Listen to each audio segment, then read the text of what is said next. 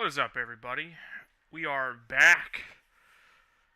It is I, the saltiest gaijin, with my very, very good friend Drabby Noobs. Drabby Noobs, welcome back. How are you doing, my friend?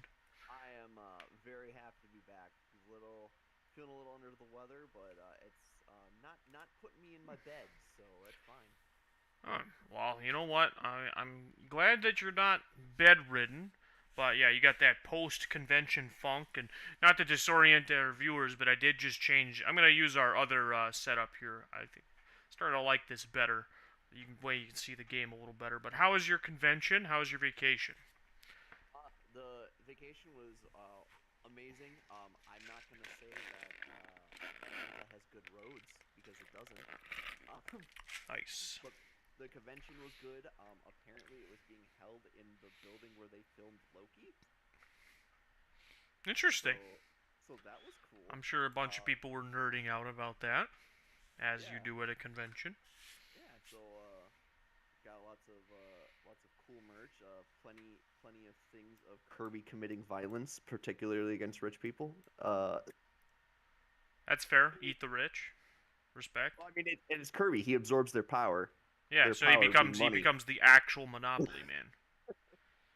That's all I can picture now. Is Kirby sucks up a rich person and then pop, and then he has like the monocle, a hat, and a mustache. That's exactly what it. I'll send you a picture at some point. It's pretty good. Gorgeous. All right. Well, Drabby Noobs, we have a fun thing for you to come back to.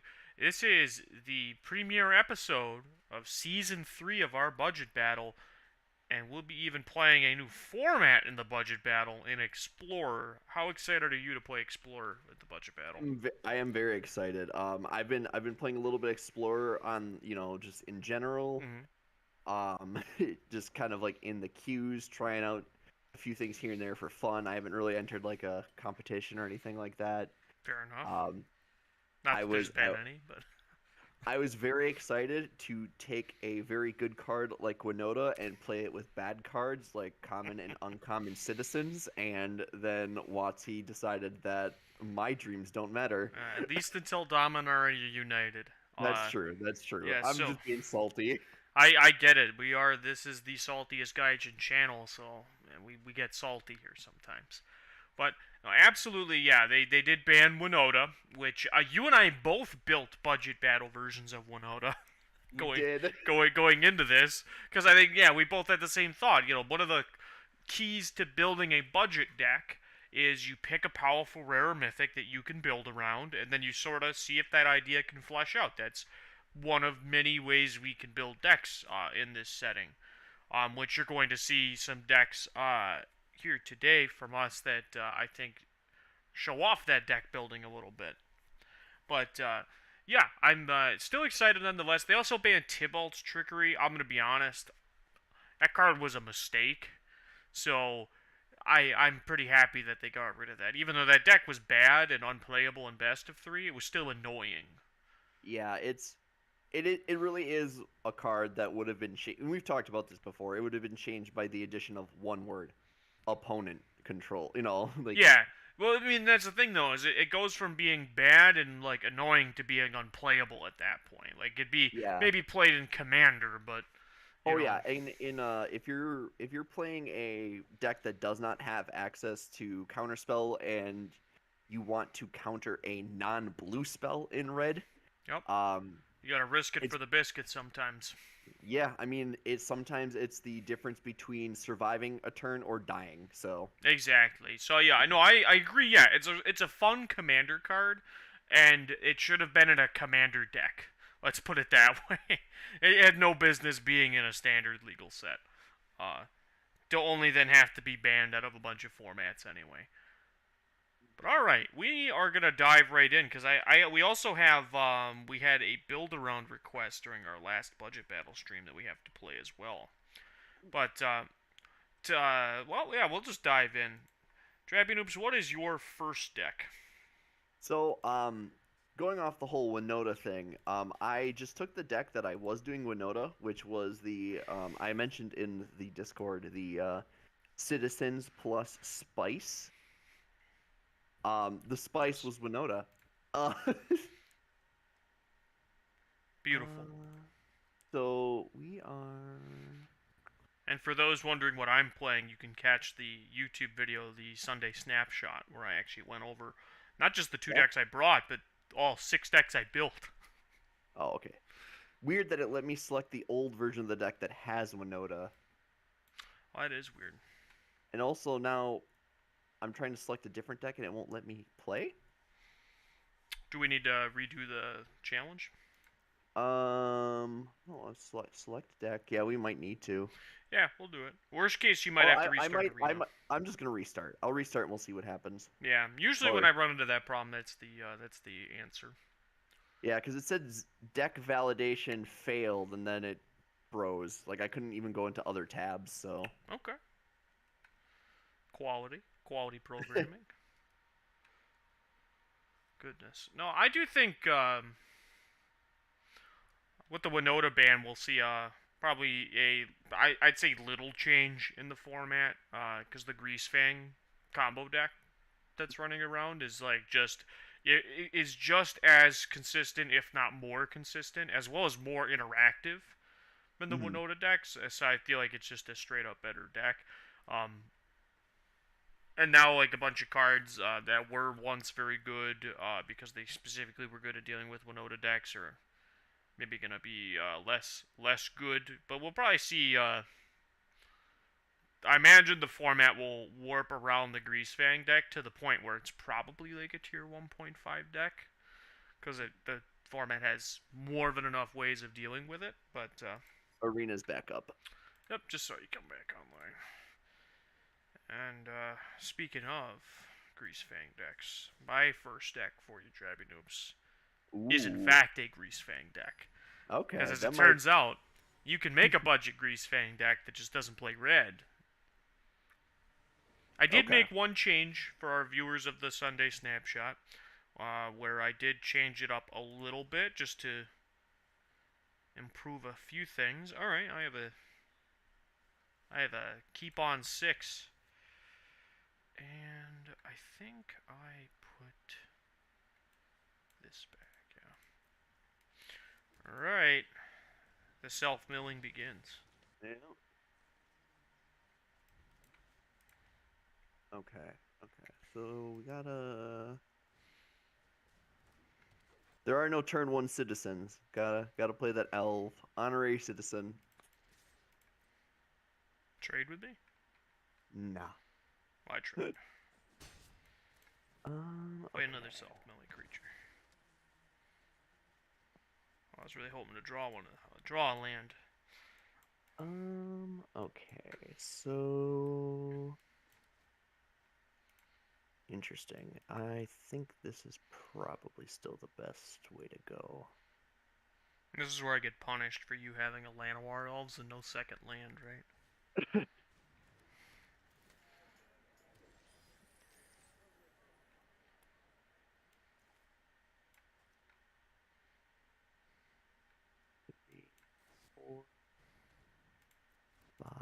Okay. Yeah, we're just taking it. I gotta get my chip damage in while I can. It's important that I chip your life total down far enough that yeah. you know that you die. Yeah. Fair enough. I've milled 3 Greasefangs, but not a single Parhelion. That's impressive. I'm gonna kill that. No. I might get punished if you have actual just straight up Jetmir right now, but I have a Rite of Oblivion in my graveyard, and I'm living on a prayer right now of being able to cast. I suppose I have a treasure token, so I guarantee I can cast it. This. Okay. I think I know the line I'm going for. And we've 7-brained it. We figured it out. Yeah, we figured it out. Oh, the Exhibition Magician. It's the remix to Ignition right here. Which I don't think we can say. Why not? I don't think we can say that on stream anymore, but. Alright, you ready for this? Corpse turn. Ooh, damn. okay. I milled both dig up the bodies. Is that what I saw there? I did. That's brutal. Oh my god. Wow. It's really good when you sack a Stitcher supplier to it and you get to copy it. Alright, alright, Okay. alright. Pass the turn back. I've That got right of a chump Oblivion blockers is for days. unfortunate. Yeah. That is unfortunate for me, not gonna lie. Okay. Yeah. Briefcase. This card has been so impressive to me. Yeah. Like, it shows up in the, like, Paradox Engine decks people are trying. It, of course, showed up in the Winota decks. It started to show up. It was in my Winota Because deck. it was basically, like, it was, like, just another Prosperous Innkeeper. It was basically how it worked out. Yeah. Alright. Another one. Alright. 2, 3. No Parhelions. Wow. How? I'll take another Stitcher Supplier, I guess. Okay. I'll play another one.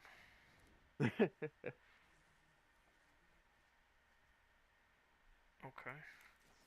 I'll do another one. There's a Parhelion. There you go. Finally did Okay. it. All right. I'm still gonna grab a Stitcher Supplier. Mhm. I've milled myself down to 21 cards in my library. All right. Well, I guess it all comes down to this. You could take one Parhelion hit. Why? Why are you tapping Llanowar Elves? Stop it.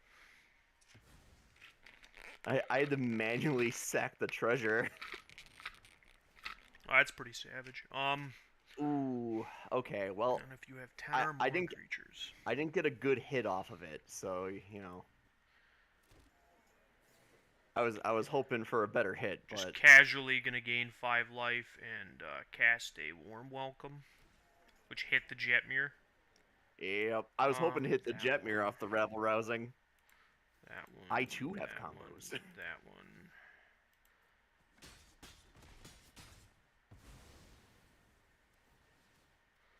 Boom, boom, boom. Just mill over 8 million cards.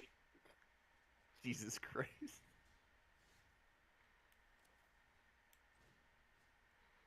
I'm gonna go ahead and can't stay away this Grease Fang. Nice. Do the thing. The thing does make a bunch of blockers, so that's not nothing. Mm-hmm. And damage. And since I got to take the Innkeeper off the battlefield, and now you get to see the real technology. All these haunted deads in my graveyard. Make me discard these Parhelions. So it's if you have 3 or more, they get 1. 6 or more, they get trample, and Oh, okay, so you're just shy of the 3rd threshold. Okay. yeah, but I have Rabble Rousing. Ah, that is, I think, game. I think that is lethal. Alright, well, I'll do this, because this makes stuff. They have trample anyway, so I think I'm just dead no matter what I do. Right, so I'll block this. So I'm going to take 24 just off of those tokens. Okay.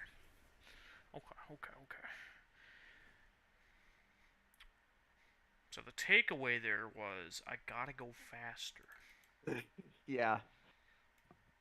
Alright. Keep my sideboard plan is incredibly simple.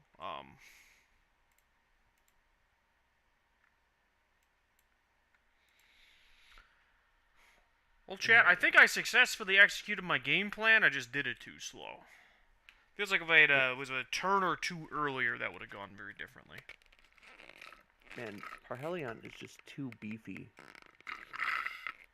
Like I played through it right there.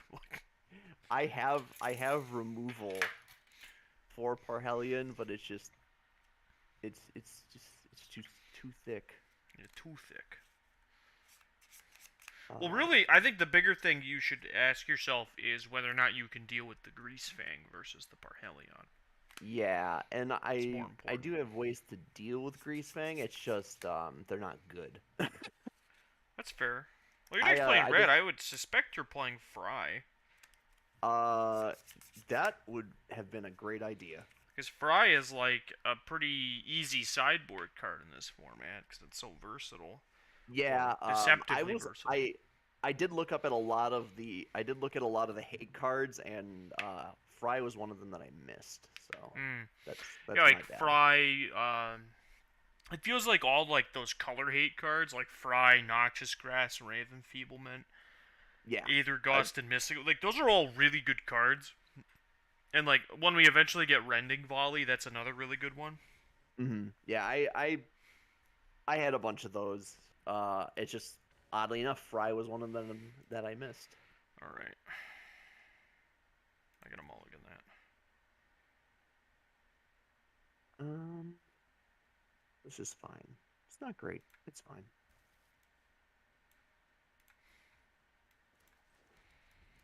Got a slow one. I do actually have a main deck answer for Parhelion, so that's nice. All right, Mill Parhelion. Part of the cards right here. Nope. Okay. Here it is. What the hell does this do? Oh, look at that. Yeah, that is a thing.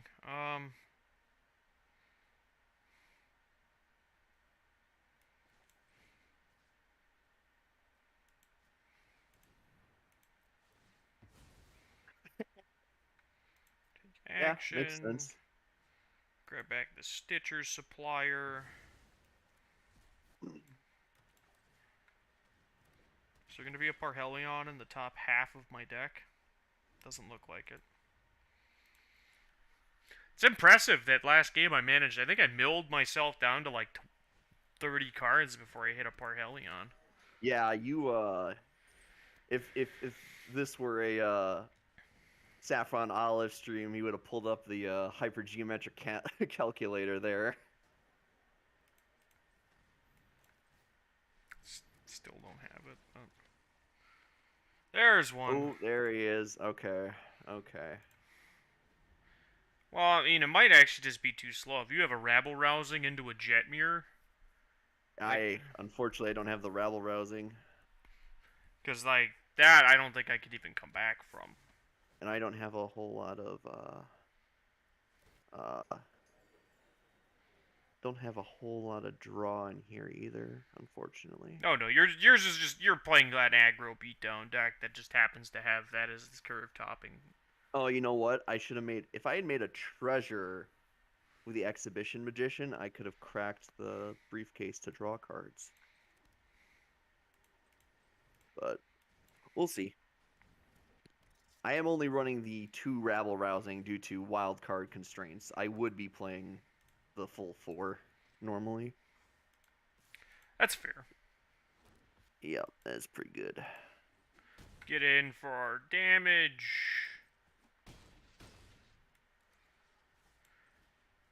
Mostly doing this to take advantage of the fact that it puts this in my graveyard. Fair. Yeah, no, I was a big fan. Actually, yeah, I really liked that like cards like Can't Stay Away, which you'd want for the non-budget version of this deck too, and like you could play cards like Rite of Oblivion with the 8 mil self-milling creatures and things like that, or like even if you mill them over, they're not dead. Oh yeah, we grease Yeah. fanged. We did it, boys. Oh, if this said destroy target artifact on it, I'd be all about that life. But yeah, I don't think. Yeah, my deck doesn't change a whole lot in this matchup. I feel like it really does come down to like the types of hands we keep and who's on the play and who's on the draw. Yeah. No, absolutely. So like smart mulliganing is probably key in these types of matchups, and I feel like this lesson translates perfectly well to the non-budget Greasefang deck, where it's like you really have to be like assessing your role. For sure. Sure. I'm gonna gamble on this. Yeah, I'm taking a Oh, right off the top with the card I didn't want to have in my hand. Sick. Oh, fuck me. okay. So You know what I told myself when I kept this hand? I'm like, I bet there's a Parhelion in the top 3 cards in my library, and I was absolutely right. There was. It was the very Yeah, top it was card the of my. top one. It was right on top of my deck, as a matter of fact. All right, it's gonna have to pass the turn. Okay, well. Well, what's nice here is even if you miss a land, like you still just have all these mana producing things. So Yeah, that is nice. yeah. All right, go gadget 4/3. Pass the turn. The biggest missing thing from this version of the deck is that you don't, since you can't like afford the lands in the budget. It's like cards like Lightning Axe. Oh yeah, yeah. Like that would be a really really good card for me to have here, as well as Thrilling Discovery. Being like a cathartic reunion that you can play. Mm-hmm. Just look at this dude, just gaining life, making 1/1s. That's about all I'm doing right now. I need to really draw into some gas. I mean, admittedly, I think that's more than enough. Boom! 4 mana 2/2s that make 1/1s. You want to trade 3 creatures for my 4/3? Didn't think so, baby. We call that value. The real question is he going to let me chump block with a Haunted Debt this turn? Would it be chump though? I don't know. I mean, if you play a Jetmir, it would be. Yeah, but I don't have a Jetmir, unfortunately. Well, it'd be trading, I think, at that point. But I even if think you had a Jetmir, I don't even think you'd attack after playing it. No, Like, you'd just play it so you could trade with Greasefang, so I can't keep beating down. That's exactly what it would be, too. I'm trying to think. There's no way for me to crack this briefcase. I need to draw into something that makes... Treasures. Yeah. Yeah, that mode's surprisingly not dead. Yeah. Yeah. Even a 3... Like, as long as you're playing 3 colors and you're playing a deck that makes treasures, yeah. I mean, we're just gonna take it. I'm gonna want the creatures, right? Yeah, you're a go wide deck. Like, I know there's a reason that I'm attacking you. It's that I know you can't afford to trade multiple creatures for 1 card. Okay, so you would have to trade. You'd have to trade 2 creatures if I did this. Well, keep in mind, 2 of my creatures are cards I actively want to kill. Yeah, I know. That's the problem. So I'm just gonna rock this out, just so I have a good blocker. This looks terrifying. It's +2/+1 and trample. Yeah. Look at that! Innkeeper's a citizen. It is! Seems a little weird, but alright. Oh, is there a way I can do this? Man, I wish I'd put a rare into the friggin' castle. Oh, the White Castle? The White Castle, yeah. I'm just gonna... I think I'm at a point where I just need to...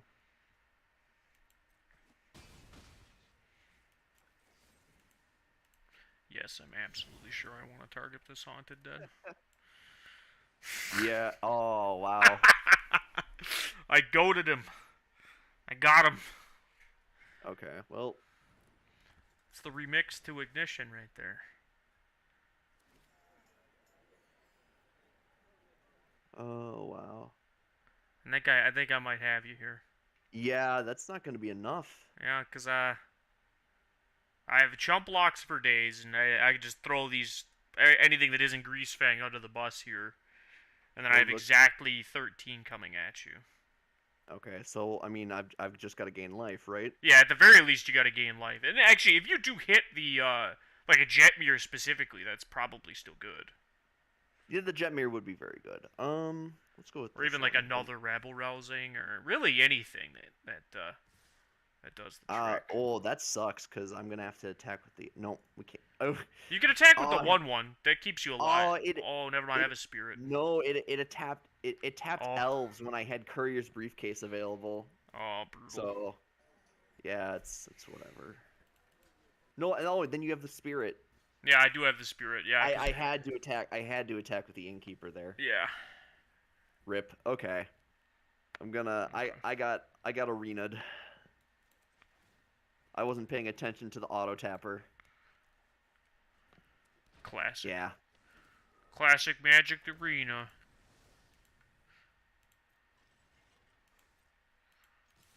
Trigger. Yeah. Parhelion 2, baby. Yeah! Go to I blocks. see. I absolutely should have played that that bird with the bad draw ability just so I had a flyer.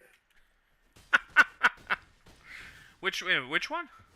The bird citizen that says pay 4, you and target opponent each draw a Oh, card. that terrible card. Yeah, that one's real Yeah, bad. but it has lifelink and It it does. flies. It does have lifelink. So I'll tell you, my technology that I've been using against these Parhelion decks when I play, it hasn't come up on my streams yet, but it has come up in my offline testing. Is surprisingly just like a Lyra Dawnbringer is enough to beat Mm. Parhelion doing its thing. So you just like eat a token, gain 5, take 4, like.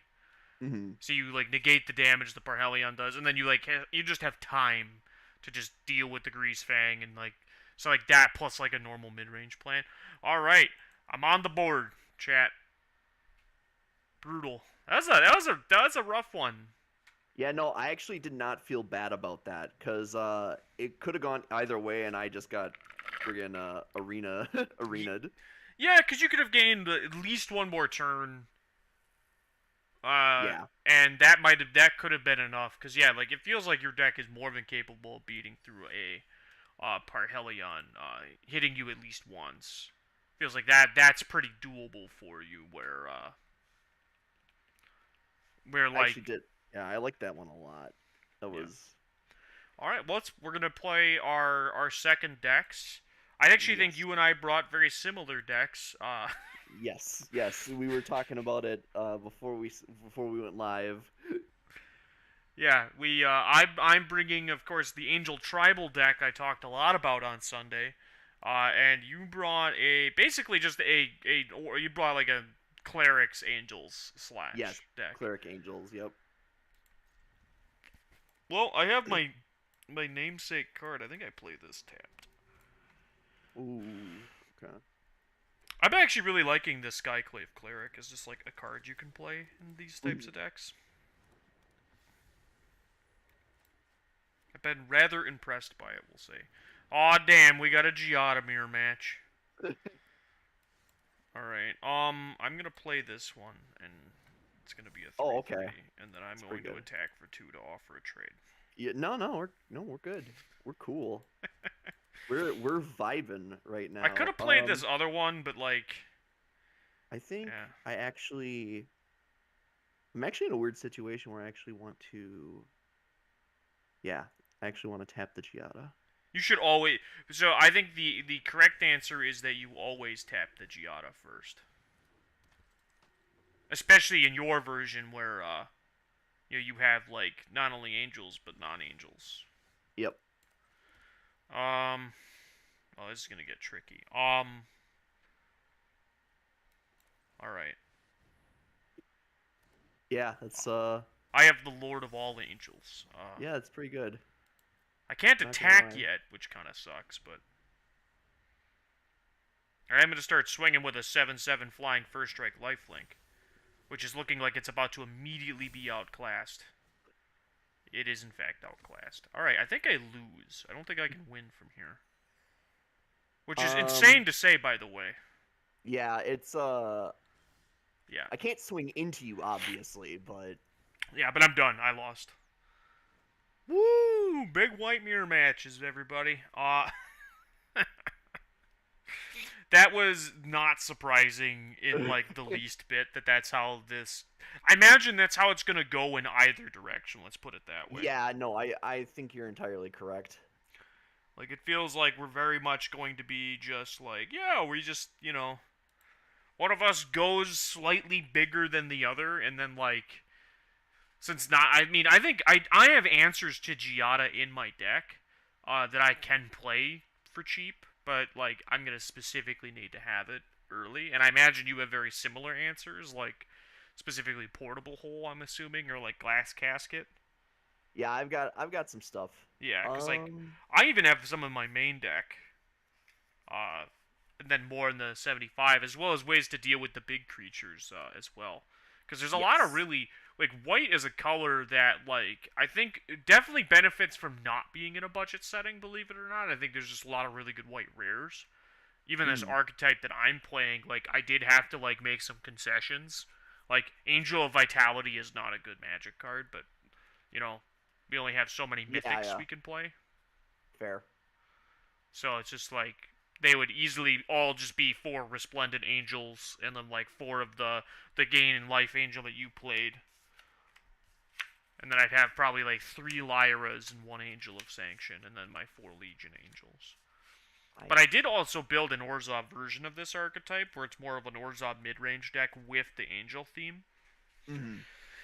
As it felt like when I was playing Orzhov mid-range on stream, like the biggest thing was like, well, what 2-drop do you play, and what 4-drops can you play? Because it's not like we have Kalidas in this format to like really just Yeah. be like a good generic 4-drop you can play that also just like has a huge upside.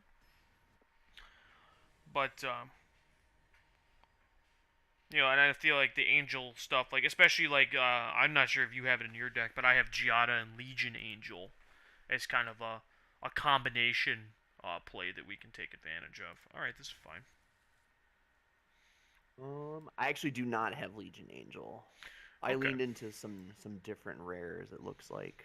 that's fair. Well, I think that, and I do think that's still one of the things about this archetype that seems interesting is that there's actually just a lot of ways you can play it. Oh yeah, absolutely. All right, Giada Yep, pass. that's a good one. Yeah, well, I mean it's the kind of the. I mean I don't really have I have a blocker. All right, what am I gonna play?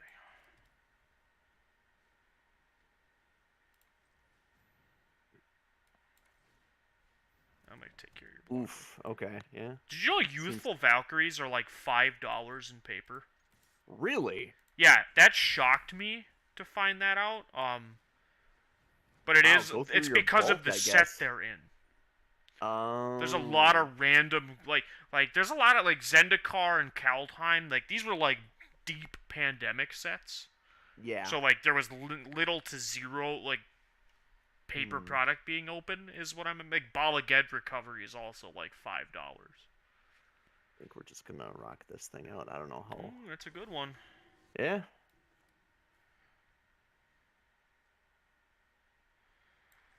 I think I yeah, I'm mix. better. I get more damage in this way. Mm-hmm. All right, time to play probably a card that I think we're both playing. Oh yeah, absolutely. Oh yeah, Absolutely. it's really good when it's a 4/3. Yeah. All right, Okay. That's. and Giada is running wild. Yeah, I needed to land there, honestly. Yeah, Giada Um. is a. It feels like Yeah, we I had an answer if I had a land. it is a card that I foresee in at least Explore. I think it's a little harder of a sell in Pioneer because the format's a little different. But like now that like Winota's gone, like I could easily see this being like a runaway threat because people Yeah. might loosen up on some of their removal going into like going into the immediate future. Mm-hmm. Yeah, I'm a big fan though. I really enjoyed Explorer, Dravenus. I don't know if you Yes. could tell this by now. Yeah. I've really been enjoying Pioneer as well. I've been playing a lot of Pioneer decks off stream because What do we I don't got I here? tend not to Ooh. stream when I play the Oof. like MTGO and whatnot. Yeah. But I'm so happy Okay. that I'm finally getting to really enjoy this format. All right, I think I am also on E Mulligan. Yeah, I think we gotta. This is a keeper. So, sorry, 5 cost. You're going to the bottom. So, if you don't mind me asking, what type of removal did you settle on? So I have some main deck. What are they called? Like Valorous stances. Okay. Um, I had some. I have some. Banishing slashes. Uh, to deal with like wow. I am I gonna get arenaed with the lands? I Banishing think I Slash. Is am. that the 1 mana deal too? No, no. That's the no. It's the one that's 2 mana sorcery, destroy up to 1 target artifact, enchantment, or tapped creature. And then if you're to control an enchantment and an artifact, you make a Oh, samurai. that card, yes. Yeah. Okay. So that's. Can I That's a draw good card. Yeah, I settled on Valorous no Stance land? All right. and like Portable Hole being like my Mm, main ones, and then I have for 2 sure. Piercing Lights Ooh. in my Okay. Yeah. sideboard specifically to specifically to help out with my I'll play this Youthful Valkyrie. Like the So really aggressive matchups, because I did foresee one of us playing a Winota deck, and I felt like that was like a weakness of what we're doing here. Like, it feels like you could pretty easily, like, this is destroy. Is this yeah. worth doing? No, it's not. You're one for wanting my creature that drew a card, so I think I can live Yeah. with that You're trade. you're you're winning here. All right. 40% chance to draw a land. Let's go. Let's go. All right. But I do That is think not a Angels. land. Oh my god. Jesus. I'm calling for a rematch. Judge. Judge. I'll give you a rematch if you want one. You got mana screwed in one game. To be fair, Yeah, though, this was 2 games where one of us ran the other person over, and then a game where you got Yeah. mana screwed. Yeah, yeah. So we got yep. Yeah, I have an Inspiring Overseer to gain was it I'll gain 4 life, and then I think I'll be at the threshold to just beat you to Oh death yeah, even for sure. faster. All right. Well, I won the official matches. I got a reward for that. Sick. Worth They it. gave me a pack and a card style. Sick. All right, what do we got? What do we got? Okay, okay. It's Big money. Fleetfoot Dancer. Well, I didn't have it, so Not quite big money. not quite big money, but I did not have it, so there you go. All right. Well, we got a few things. I know you want a rematch. We also did that in probably record time.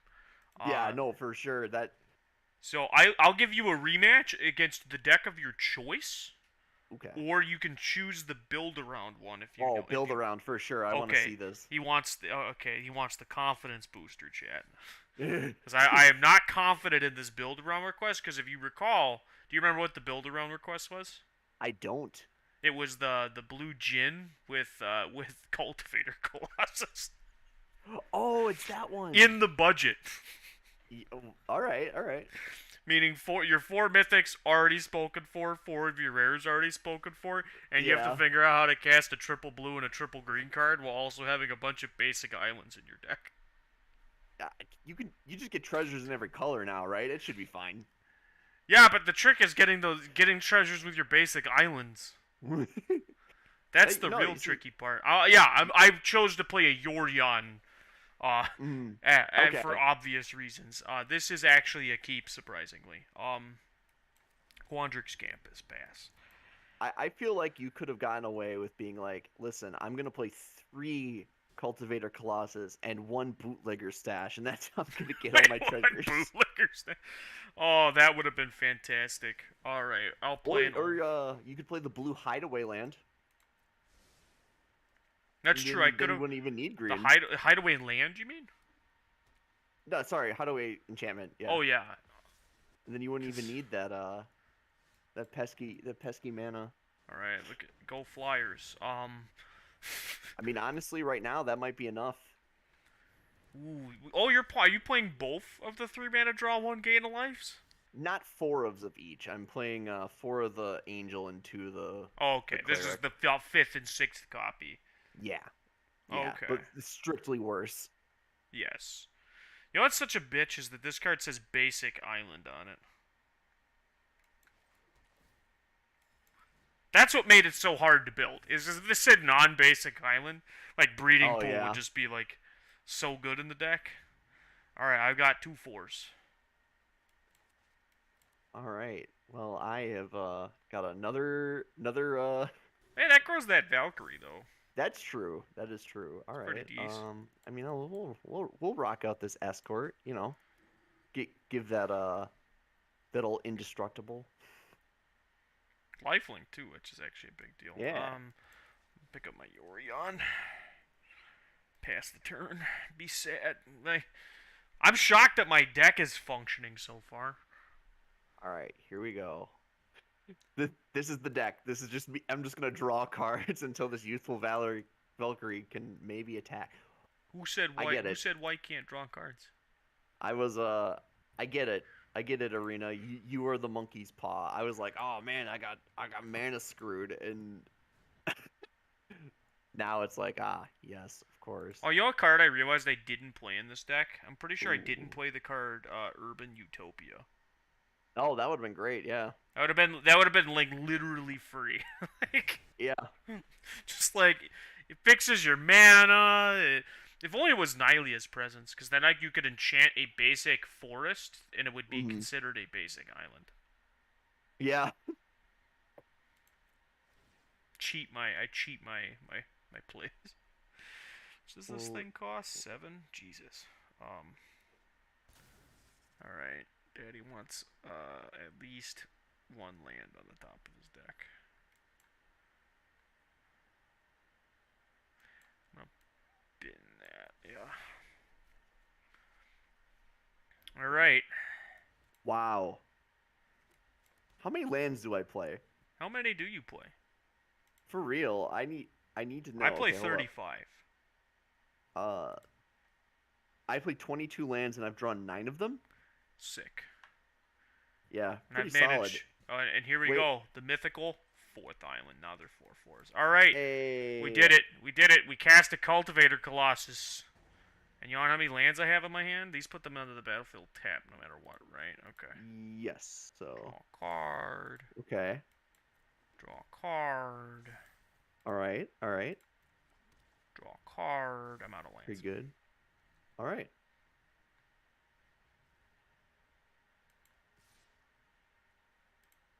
Cultivator Colossus is a big boy. I'll attack for 12. Yeah, yeah. Okay, so This can only get. It's just things with +1/+1 counters, right? yeah, only +1/+1 counters. All right, so I'll put that in front. Why'd you do that? Oh, Yeah, I right. layered it because I'm like I could force you to do it, Yeah, but like yeah. like this gets a body I another flying really body. wanted that 2 life. You I know. mean, you were taking 8 to be fair. Damn the Valorous stance. Now you know the 3 cards in my hand. Sick. Now you know the 4 cards. Dude, you're in my lucky hand. though. That Cultivator Colossus is really good with decisive denial. Yeah. Oh, you didn't attack me. Should have sent all your ground creatures in. Yeah. Sorry. I drew my 10th land and I got a little tilted. I think that's a reasonable response. I'm gonna put this one and I guess this one in my hand.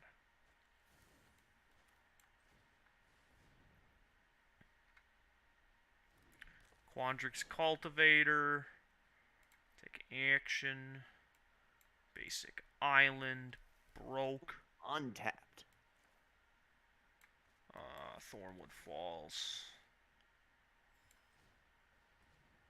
All right, we're gonna need something real good. All Help right. me out, deck. Help me out. All right, we're just gonna we're gonna do it with reason this time.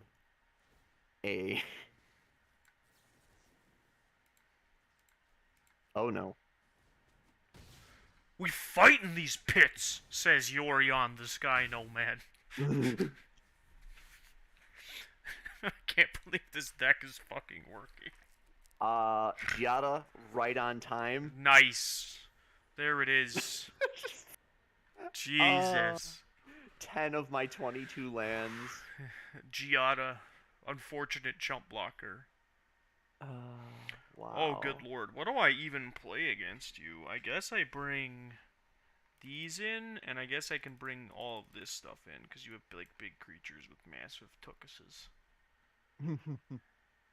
I think I can trim. That doesn't do anything. I can trim is unnecessarily bad. Okay. I will admit of the 2 decks I brought, this is the clunkier one, but I didn't think it was that clunky. Jeez. Yeah, it seems really. I feel like you've just drawn bad. Yeah. That's what that feels like. Cause like you're playing a monocolored deck with 23 lands. Not even 22. Yeah, 22 lands. Yeah, and it's just like like the chances of you missing that hard that often are actually quite low. I mean, to be fair, I have played in games, specifically drafts, where I've had similar situations, and I did the math, and it's like, yes, the chance of me drawing this badly were literally like 1 in 6.5 million. Well, I mean, Excellent. it is gonna happen, but it feels like here, like you gotta turn to Giada if you have literally any angels in your deck. Like, Yeah. you're probably gonna be in a good spot. Oh my gosh, like you just don't have any angels. Not in my hand. Oh, that's brutal. I'm gonna grab Island. Play a Quandrix Campus. I'm drawing like the wrong half of my deck. Banishing Slash. It's a good one. Yeah, it definitely feels like in your deck, Giada like is not nearly as good.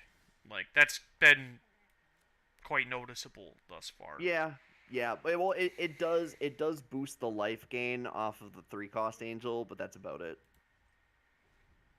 That's true. It does do that, but it feels like this is like you could be going like either more into it or something. Unfortunately, I can't really gain any life right now, so. And I drew 2 cards that are, as of current, useless. Giving you an opportunity here. I mean, I'm gonna float a mana to not do anything. I didn't even draw my protection spells. Okay, I'm gonna grab Island again. Seems fair. I will buy the Sky Noodle. Pass the turn. Alright, land 6. Alright. Feels like another case though, where like if you had access, if the budget also is not doing you any favors, because like if you had, like say you had access to specifically like some utility lands, that would make like a huge difference here, and how these games have played out. I will take action and grab. I'm just gonna, you know what? I'm just gonna play Secret Rendezvous. That's the answer to this question. Yes. So nice that I can get ahead on your life total here, because like Righteous Valkyrie is probably like the way you claw back into this. Fall of Khanda. Interesting. Oh, with mana value 4 greater. Aw, you just made my Yorion suck. Dick. Got him. And then in 2 turns, I'll gain 2 life. Alright, well, I'm just going to play a 9/9.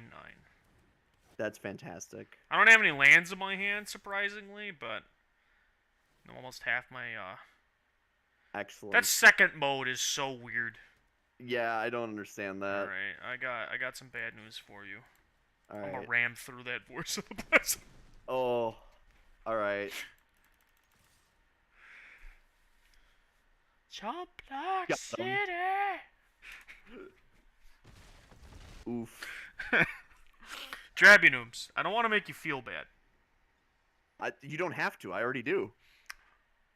But you picked what probably was sounding, at least to me, like a freebie win.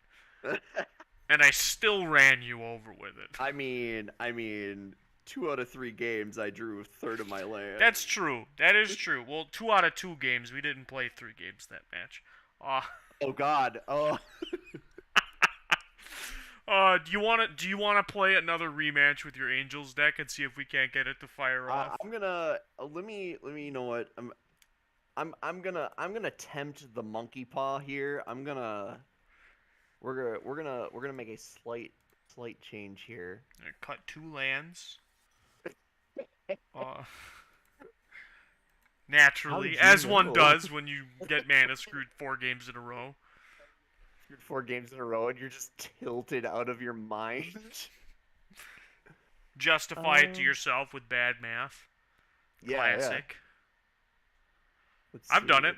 Let's. I've registered an Affinity deck in Modern that only had 14 lands in it after flooding multiple times. I did it. I played GP Minneapolis 2014 with an Affinity deck that only had 14 lands in it, and I still flooded half my matches.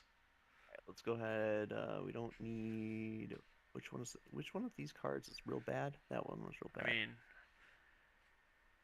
now between our two Giada decks, which one do you think is better? I think yours is more focused. Mine doesn't need Giada. That is very clear, and it also kind of desperately needs another color, I think. Yeah, it feels like your deck would be like if budget was not a factor, Orzhov, easy Orzhov. Yeah, easy Orzhov clerics. Because like the Orzhov clerics you get, like the 2-drop black white cleric is really good. The 4-drop Yeah. that like brings clerics back. It feels like it could easily be playing like either Orzhov or even Abzan play like Collected Company, right? Yeah, I think actually that's come to think of it, clerics might actually be in a pretty decent spot. I do think Clerics is a deck that I think there's a lot of decks that went unexplored, pun intended, in the format because like people just sort of wrote Explorer off as the Winota format, despite Yeah, the fact yeah. that this is actually a very deep and rich format, and there's a lot of deck like you could beat Winota pretty easily. But now it's not really a big factor. Now you'll lose to Parhelion, which is actually a lot harder to beat. A lot harder to beat Parhelion decks than it is to beat Winota decks, believe it or not. You have to really focus on beating them to beat them. I will say, it is partially a budget issue and partially a wild card issue. Mm. I absolutely would have played Bishop of Wings if I had more wild cards. Now, I have another build around request that is not budget friendly Okay. that I got that I wanted to run by you. Sure, sure. So, alright, it's a Lord Xander deck. All right. I like it So, already. there's a few ways I was playing this. I have Sorin Imperious Bloodlord, Okay. right? Easy. I Yep. have Bond of Revival, easy. Mm-hmm. Olivia Crimson Bride. Ooh. And then my ways of setting this stuff up. So out of my I have 10 vampires creatures in the deck. Xander, Olivia, each at 4, and then 2 Cormellas. Mm-hmm. And then I have the Sorin, which can put him into play for my hand. And then I have Chartercourse, Tainted Indulgence, Strategic Planning, Maestro's Charm to help put them in my graveyard. Because the idea being is that I can have Lord Xander either in my hand or in my graveyard, Mm-hmm. and either minus put Olivia into play. Olivia attacks, grabs back Lord Xander, tapped and attacking. He gets the clause that if you don't control a legendary vampire, you exile it, but he is a legendary vampire, so you'll never not control one while he's in play. Okay. And you can set that up as well as you could do Cormella to get like she can like tap for mana and such, and when she dies she can get an instant or sorcery back from your graveyard, like a Bond of Revival or something like that. So it's a interesting like Grixis kind of like all in Lord Xander deck, and I don't think it's very good. But it is a Lord Xander deck, but it is not budget friendly. I could play you with that, but that might be a little. You'll probably beat that one, but it's a Maybe. little more all over the place. I Were you ready to actually- play another game? Yeah, sure. You actually reminded me. I spent a lot doing building like my standard deck in these budget battles, but I do have to make some changes to the Moneybags deck because I just forgot there was a card that exists that I wasn't playing. Fair. We'll probably do that Alright. part of our season finale. Sure. So I'm thinking I should be able to grind this stuff out. We'll do the reverse budget battle, where we can only play 12 commons and 4 uncommons outside of basics. Mm-hmm. Actually, you know what? We can only play. How many basics can we play? Let's Do see, they how many count our basics do- commons? Let's go with that. Yeah, do they count as our comments? In my original build of the deck, I only had You're playing a lot of let's pathways. I had yeah, no, I had 12 I had 12 basics. I'm Oh, gonna that's be fair. completely honest. Yeah, no, I would just be like, oh, I'll just play all of my on color. If I'm playing a monocolor deck, just all of my on color pathways instead of planes or Yeah. whatever. It's just like, I have them. I have them all. I swear. Yeah, no. Yeah, all the rare lands that That are just legendary lands will monocolored. kill themselves. This is my mono red deck. It has so many rares in it, and they're all my pathways. They only ever come down on their red sides, but you know. All right, what deck would you like to play against? Your choice. We still doing angels on my end? Whatever deck you want. You get the Ooh. rematch Oh because right. I've crushed you here so far. Yeah, that's you know what I want to play Citizen Cat again because Yes, Citizen Cat, classic film, Citizen Cat. that was a lot of fun. What deck would you like to play against? Um I'm gonna do the build around, run it through the gauntlet. let's do the Can't build wait to around. lose with a Cultivator Colossus in my hand. Yeah, your Citizen deck. This deck feels pretty reasonable. Yeah, Um, I thought so. I mean, it's obviously very weak to the old massacre, mhm. but Well, I think it's. Well, I don't even think Meat Hook. Like, well, Meat Hook Massacre might be playable now, but it wasn't playable before. this is Winota was. It just this didn't is line rough. up good enough against the Winota decks. Because if they just Mhm. turned 3 Winota you, you just sort of lost. Mhm. All right, I got a Llanowar Elves. Oh shoot. That's right. I play 4 Mana Dorks in my Yorion deck. I also have Lenore Elves. All right, all right, all right. Attack for 1. I mean, no, I'm good. All right, pass. I definitely didn't keep a one lander. What are you talking about? Hey, listen. After the trauma you've just had, I wouldn't blame you for keeping a one-lander. Respect. Game respects game, as they say. Gain a life. Play an island. Attack for 1. Where Yeah. are you? Chomp Block City. Quandrix Cultivator. I almost played Solemn Simulacrum until I realized that card sucks compared to this one in this deck. Yeah. Because, like, setting up, like, hey, I had that turn in the last match where I played 2 of them off. I had 7 lands to start, and I got to play 1 Cultivator into another. Felt really strong. Okay. So I think what I want. I'm just call this 8 Innkeeper. This is very greedy, but I'm going for it. Making a treasure off that? No. Oh, I told you. That's I'm greedy. being very greedy. Okay, it wasn't greedy until you didn't make the other one. Is this 1, 2, 3, 4, 5, 6, 7. Alright, I'm just gonna play this. I don't have any lands in my hand, sadly, but fucking, I'm attacking for 3. I ain't afraid of no ghosts.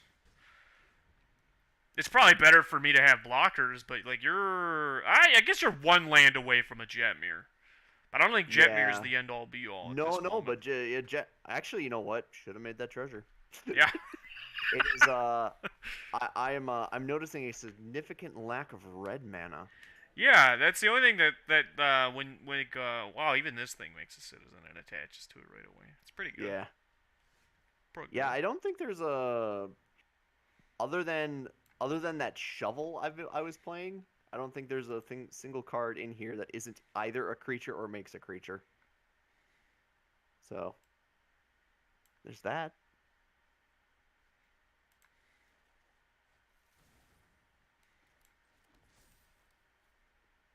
That's a 7/7. Yeah, I'll just play this. Island, forest, island. Play this. Swing for 8. Yeah, I mean you got 8. All right, I got to land. What is it? It's red. Okay. We can 1. Am 2, I 3, dead? That's the 4, real question. 5, 6. You are not dead. Okay, well that's what's important to me. You are not dead. I need to be very much alive to win the game. That is true. Oh, I like that it's a shock land. That's good news for me. Yeah, I mean, Because I gotta say, Jetmir does not in fact add toughness. yeah, Very notable. it is actually not Jetmir, so we are Oh, it's the oh, interesting. Shock into a pass. what could it be? Yeah, that's a really good question. What could it be? I'm gonna play Memory Deluge. The old squid through time here. It's definitely this and probably just one of these. I can tell you right now, it's not good. That's fair. Ooh, Omen. Omen of Omen. the Sea. I'm digging. That's exactly what I was digging for. Oh. Alright. Well, that's not good. Send it! Alright. So I have to not die. That is very important here. Okay. Welcome. So you, oh man, but you got trample. Yeah, he's trample, baby. Why do you gotta have trample? All right. Okay. Yeah, that's what makes him such a pain in the ass in modern. Okay, so You have those Tameshi combo decks that are not very good, but oh wow, we're going all in on blocking that Quandrix Cultivator. Yeah. Let's see. All right. Well, we're still gonna take some damage. I mean, I fully expect you to have a decisive denial here, 1, 2, so you know. 3, 4, 5. You take 4.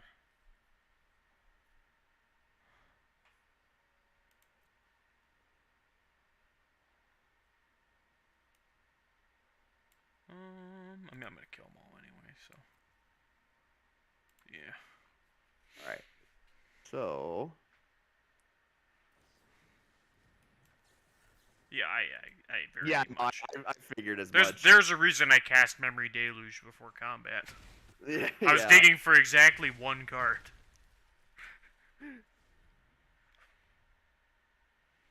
And Blast Snack. No, that would be great. Yeah, no, I was risky there. All right, well. Maybe this deck is just like good. Like it potentially could be. I do think there is no ramp deck in the formats. I'm sure there is one.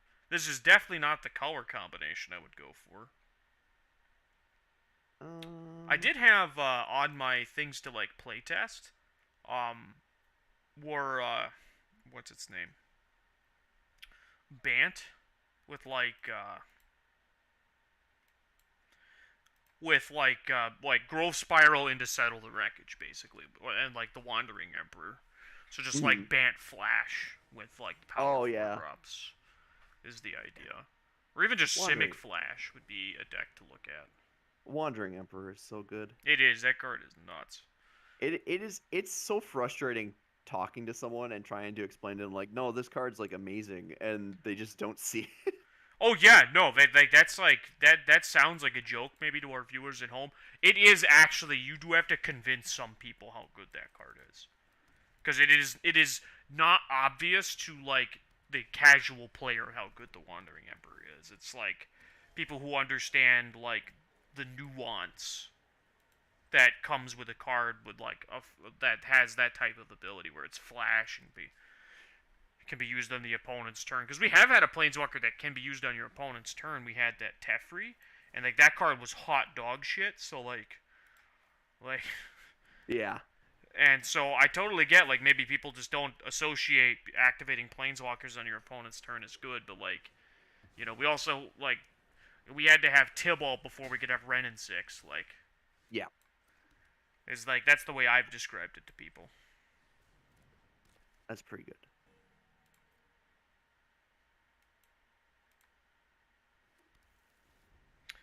Actually, I probably could have been a Forest. I don't think it matters. This deck's just good, apparently. I am in a situation where.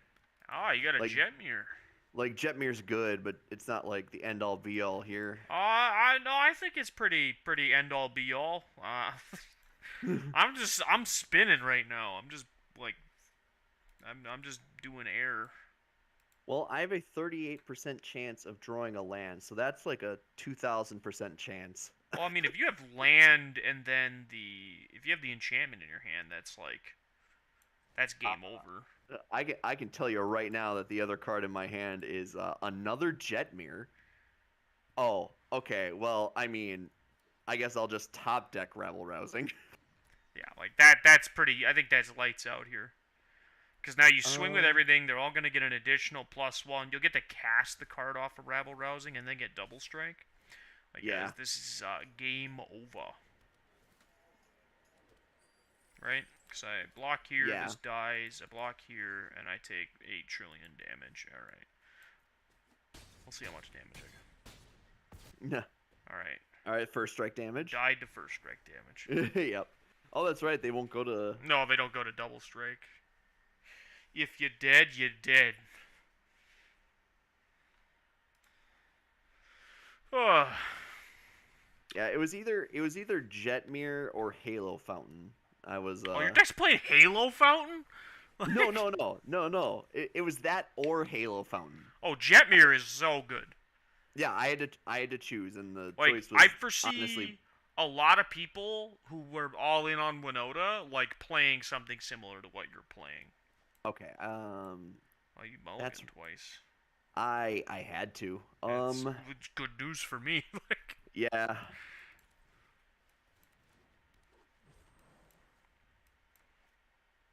There's a specific person it's not good news for. Can you get? There's two of us here. yeah. Oh, yeah.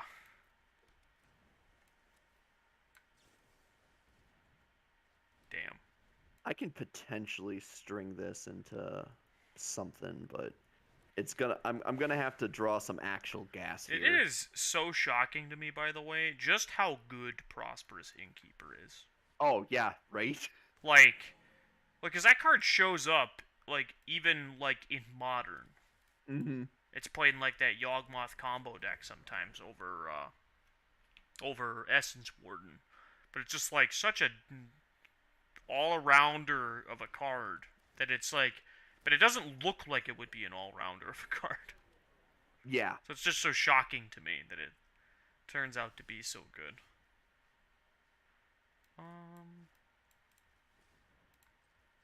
Two, three, four. Cast a Deluge. Oh, I mistapped because I'm an idiot. But,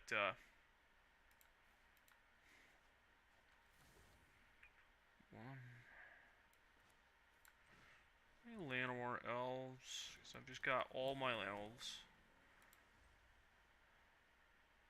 Pass it back. All right. So I am in a weird situation here. This is another card. Courier's Briefcase has also really surprised me because, like, you're Yeah. actually in a reasonable position where, like, you have, like, you can draw 3 cards off this. I had a Winota opponent draw 3 cards off of it. They still Yeah. lost because, like, Yeah, if the, we're to that point in the game where you're drawing 3 cards off your Courier's Briefcase, you may be pretty far away from winning, but still, like, the fact that it, like, is still an option that exists is just in of itself, like, just really, really good. I was playing against the Paradox Engine deck, and they made their infinite mana, and then they started cracking the briefcases to draw cards, and it was just insane because That is nuts. I want to tinker around with that deck. it looks so fun. And I think a lot of the flailing that the deck used to do is actually short up by briefcase. If that Oh, I makes agree, sense. because it's like you could do a few things with it. So, like, one of the things that I thought about is, like, if you have, like, this exact turn 1 Llanowar Elves, turn 2 Keenon, turn 3 you get to play what's its name? I'm sorry, still on turn 2, you tap the Llanowar Elves for 2, you play the Courier's Briefcase, it enters, you get your token. While casting the Emry, you can sack the treasure, the Courier's Briefcase, for 2 mana to then cast the Emry, because that's how casting spells works. Yeah. Even though you're no longer going to have the artifact, she still costs less. I love explaining that to people, by the way. Oh, that actually reminds me. Do you want obviously I do the whole commander thing, but I haven't played a lot of commander lately. Um, but the when I was at the con, they had some commander tables going, and I won exactly one game the entire weekend, but I had a blast because all the games were super fun. Oh, I fucked that up. I'm dumb. Um, but oh, yet another land. No, no, I actually had two other lands, but I was like, for whatever reason, I thought I could play two lands. Hmm. I don't know why I thought that. Got a rabble rousing for me? Do I lose? I do have a rebel rousing, but you don't lose because I'm not gonna get double strike. That's important, yes. Once you have double strike, it's pretty set. Yeah, because and I'm not gonna hit 10 creatures because if I hit 10 creatures, you know, obviously I'd have double strike, but Well, I do you don't even attack here? I don't know if I can. Yeah, because like I just Like, block Jetmir, right, and it dies. Well, like I can attack with these two and get the life. Like it's like sure they die, but I it's a free attack essentially. Yeah, I get because the life. you don't lose anything by attacking with them. Yeah, I because don't lose anything. Yeah, I don't lose anything by attacking. Yeah, but so- I do gain 2 life. Yeah, which But is yeah, a big deal. The game that I Get that shit out of here. oof.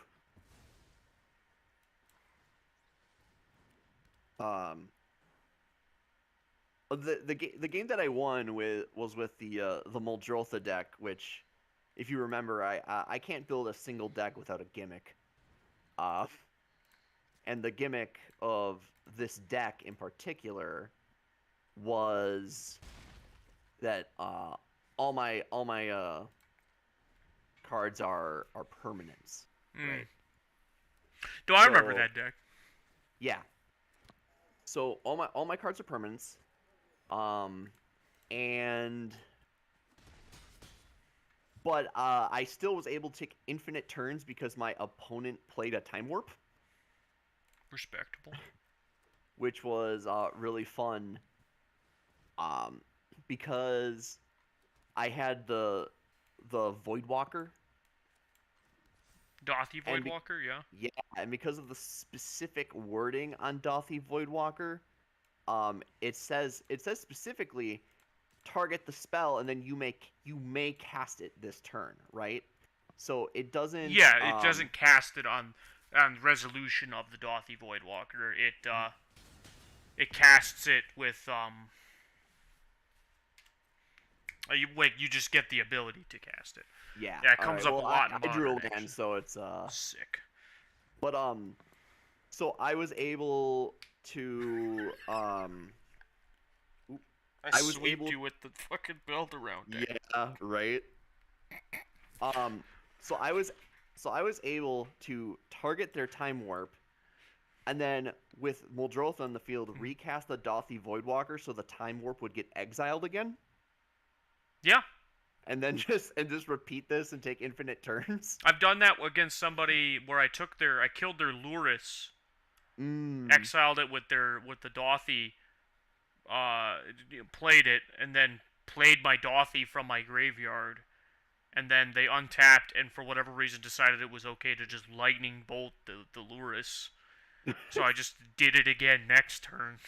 Yeah. And then they conceded when they realized their mistake. They're just like, oh, they'll just do this forever. I have to have 2 removal spells for this to work. But yes, that Dothy Voidwalker is probably one of my favorite recent Magic cards, and I really wish... It's a card that I would have loved to play in formats that weren't Modern. Yeah. Because like in Modern, it's like a kind of a niche creature that isn't always good. Where like if it was like legal in Pioneer, I'd be playing the shit out of it, and like mono black devotion decks or whatever. It'd be so good there. All right, well, Drabby Noops, I have some bad news. I think you lost every match we played today. I think so.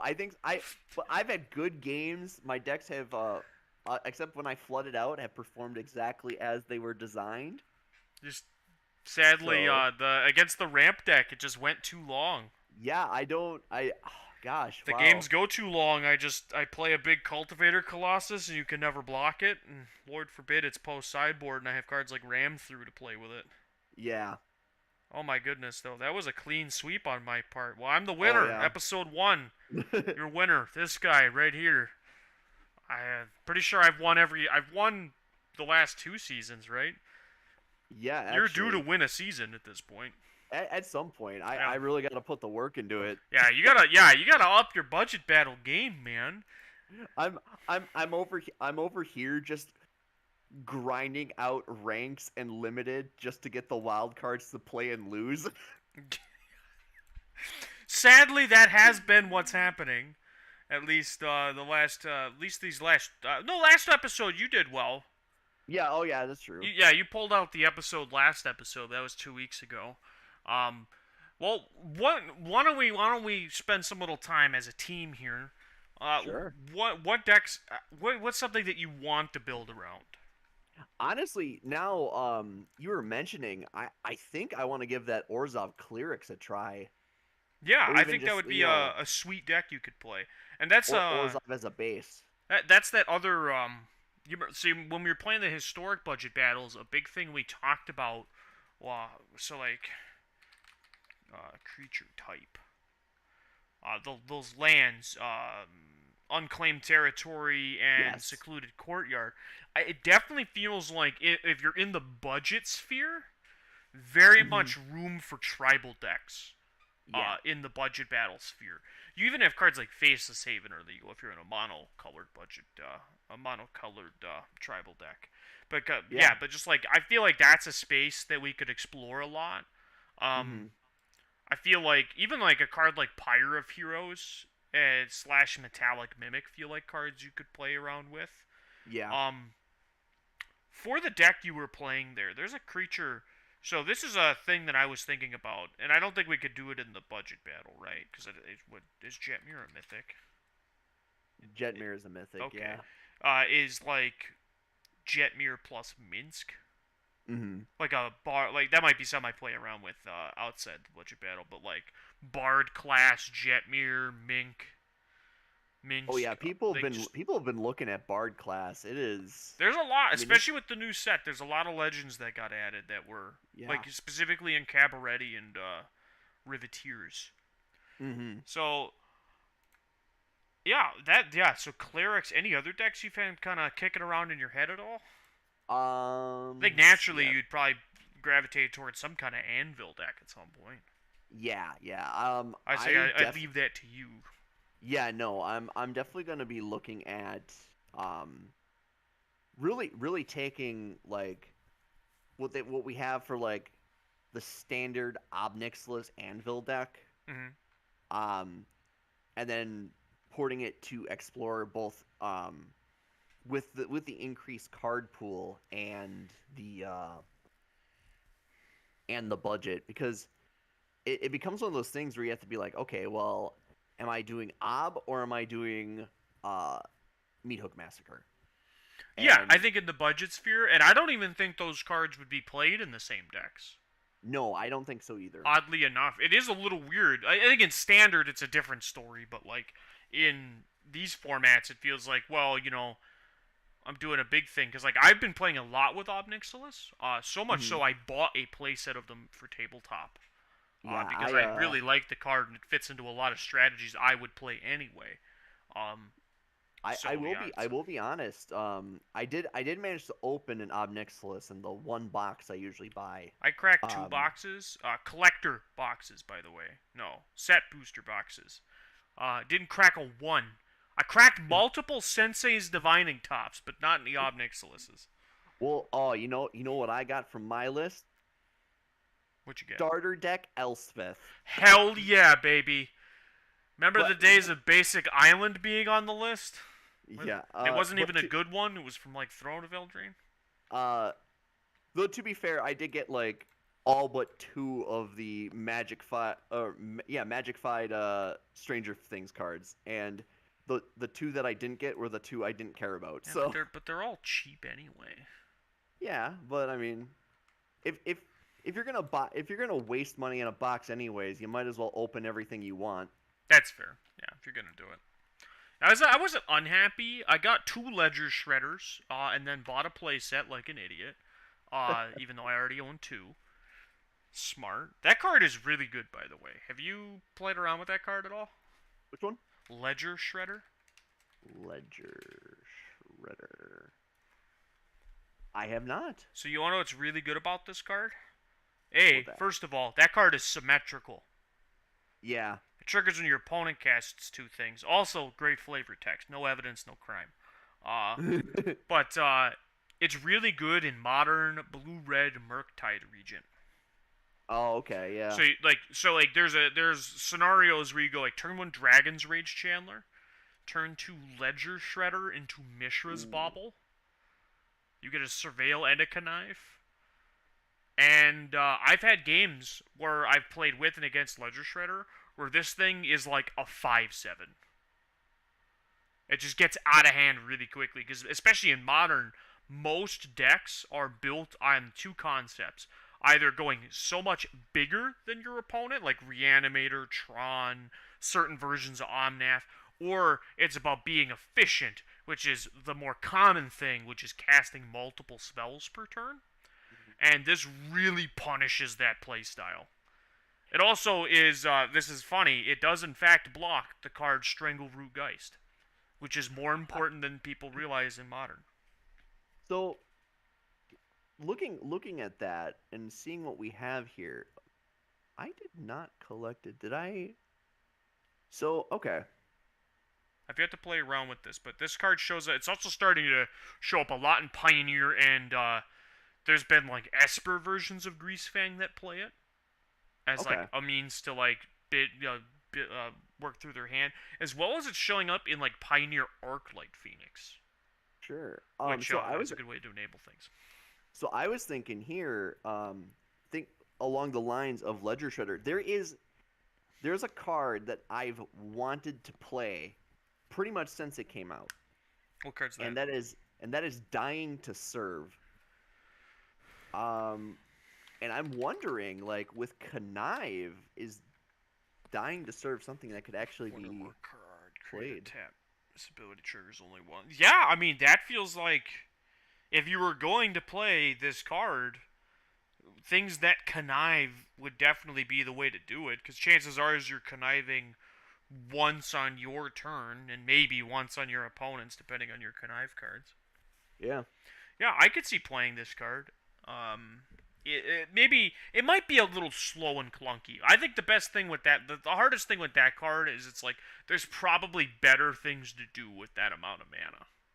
That's Like also fair. if it was 2 mana, I think it would be an easy choice to do Mhm. that.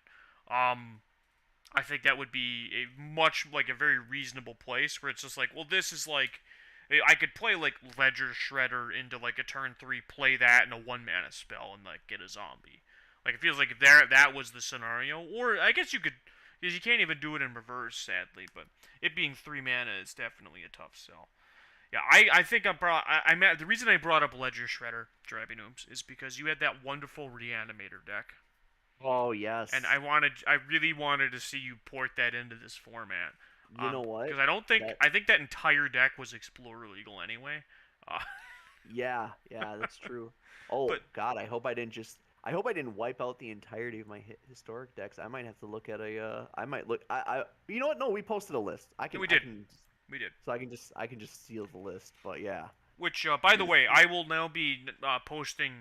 I'll probably be coordinating this with you. I'll be posting to a Budget Battles Moxfield folder for people to Oh, see this. fantastic. I'm gonna make a public-facing archive that anybody can look at just by going to my Moxfield account, or rather the channel's Moxfield account. I also want to be a little cheeky. I know there are Yeah, what other people are cards are there? people are still playing some of the Fortell cards. Obviously, some of them are very good. And you know, I back in the day, I may have played the Possibility Storm Softlock deck, and I remember that. you know, we got that new Urabrask. Yeah, I mean, yeah, it's what Urabrask with the Drannith Magistrate, right? Yeah. Yeah, that's pretty brutal if you can get it to work. I think that'd be the trickiest part. So I've actually built other decks already. One of them was a Winota deck, which of course had to go the way of the Dodo. on Mhm. account of the fact that it just is not legal anymore. And I figured since you were building one, I'd just leave it alone. But I have an interesting deck. I'm gonna bring it up here on screen for you Sure. to look at. This is Dino Blade. Dino Blade. So Okay. you'll notice there's a trend here. This is the first Cat Oven deck I put together for the budget battle. I wanted to go in a different direction. Sure. I've got high power creatures, including Grim Okay. Wanderer, Underdog, Blood Rage Brawler, Mhm. Egon, Rotting Reginald. And then I've got my four mythics in Embercleave and Mhm. Obnixilis, two things that benefit from high power creatures. Oh yeah, absolutely. Claim to Fame to get back my two drops. Witch's Oven, specifically to set up Grim Wanderer turns. Mhm. And then, of course, Kozul's Fury, again, good with the high power creatures. And then Fatal Push, just a generally good card. I think something you and I should do, I think this would be a good piece of content more for YouTube, is you and I should compile a list of cards people should be sure they have in their collections that are Oh yeah, budget absolutely. friendly, but also Mhm. like ubiquitous. Like Yeah. Fatal Push is like the perfect example of a card where it's like it's an uncommon. There's Yeah. no reason not to have it if you want to play Explorer. You're going to play it at some point, and just like these are the best cards that if you're building on a budget you should focus on. Oh yeah, and if I mean if I to to be one of those people that it's do what I say, not as I do. If you want a good place for your rare wild cards, and you're already playing a black deck, Thoughtseize. Yeah, Thoughtseize. So in an article that went up today on Channel Fireball Pro, which I read so you don't have to, uh, Martin Yuza shared his opinion that he believes Thoughtseize is the best card in Explorer, and especially now with Winota being gone, I would have to agree with that wholeheartedly. Mm-hmm. Thoughtseize is if you're playing a black deck, you will have four Thoughtseize in your 75. Yeah. And if you don't, you are lying to yourselves. Um, Mm-hmm. and like all the so like I'll show an explorer deck as an example. So Okay, this I need. deck I believe plays four Thoughtseize in the sideboard here, Gotcha.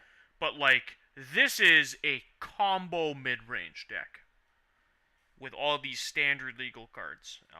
Mm. Everything outside my lands in my main deck is standard legal in this version, which is, by the way, here, Chad, if you want an Obnixilis deck playing standard, here you go. Yeah. Oh, okay. Okay. I see. You've got this plan going on. Yeah, this is the probably the pure. There's a reason this one's just called Obnixilis. This is probably my most all-in Obnixilis deck that I've been playing.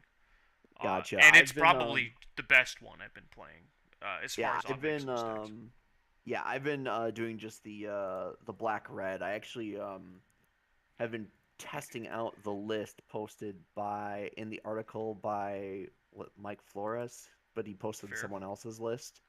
This is the Um, black-red list I've been playing. This looks like it's right up your alley. oh yeah, absolutely. You know what the sad I will say the biggest, most brutal thing about Explorer is the fact that Urborg is not legal. Oh yeah. Because that makes the Rakdos decks and Pioneer have a much better mana base, despite the fact that it's literally the only land that you play that isn't legal in Explorer.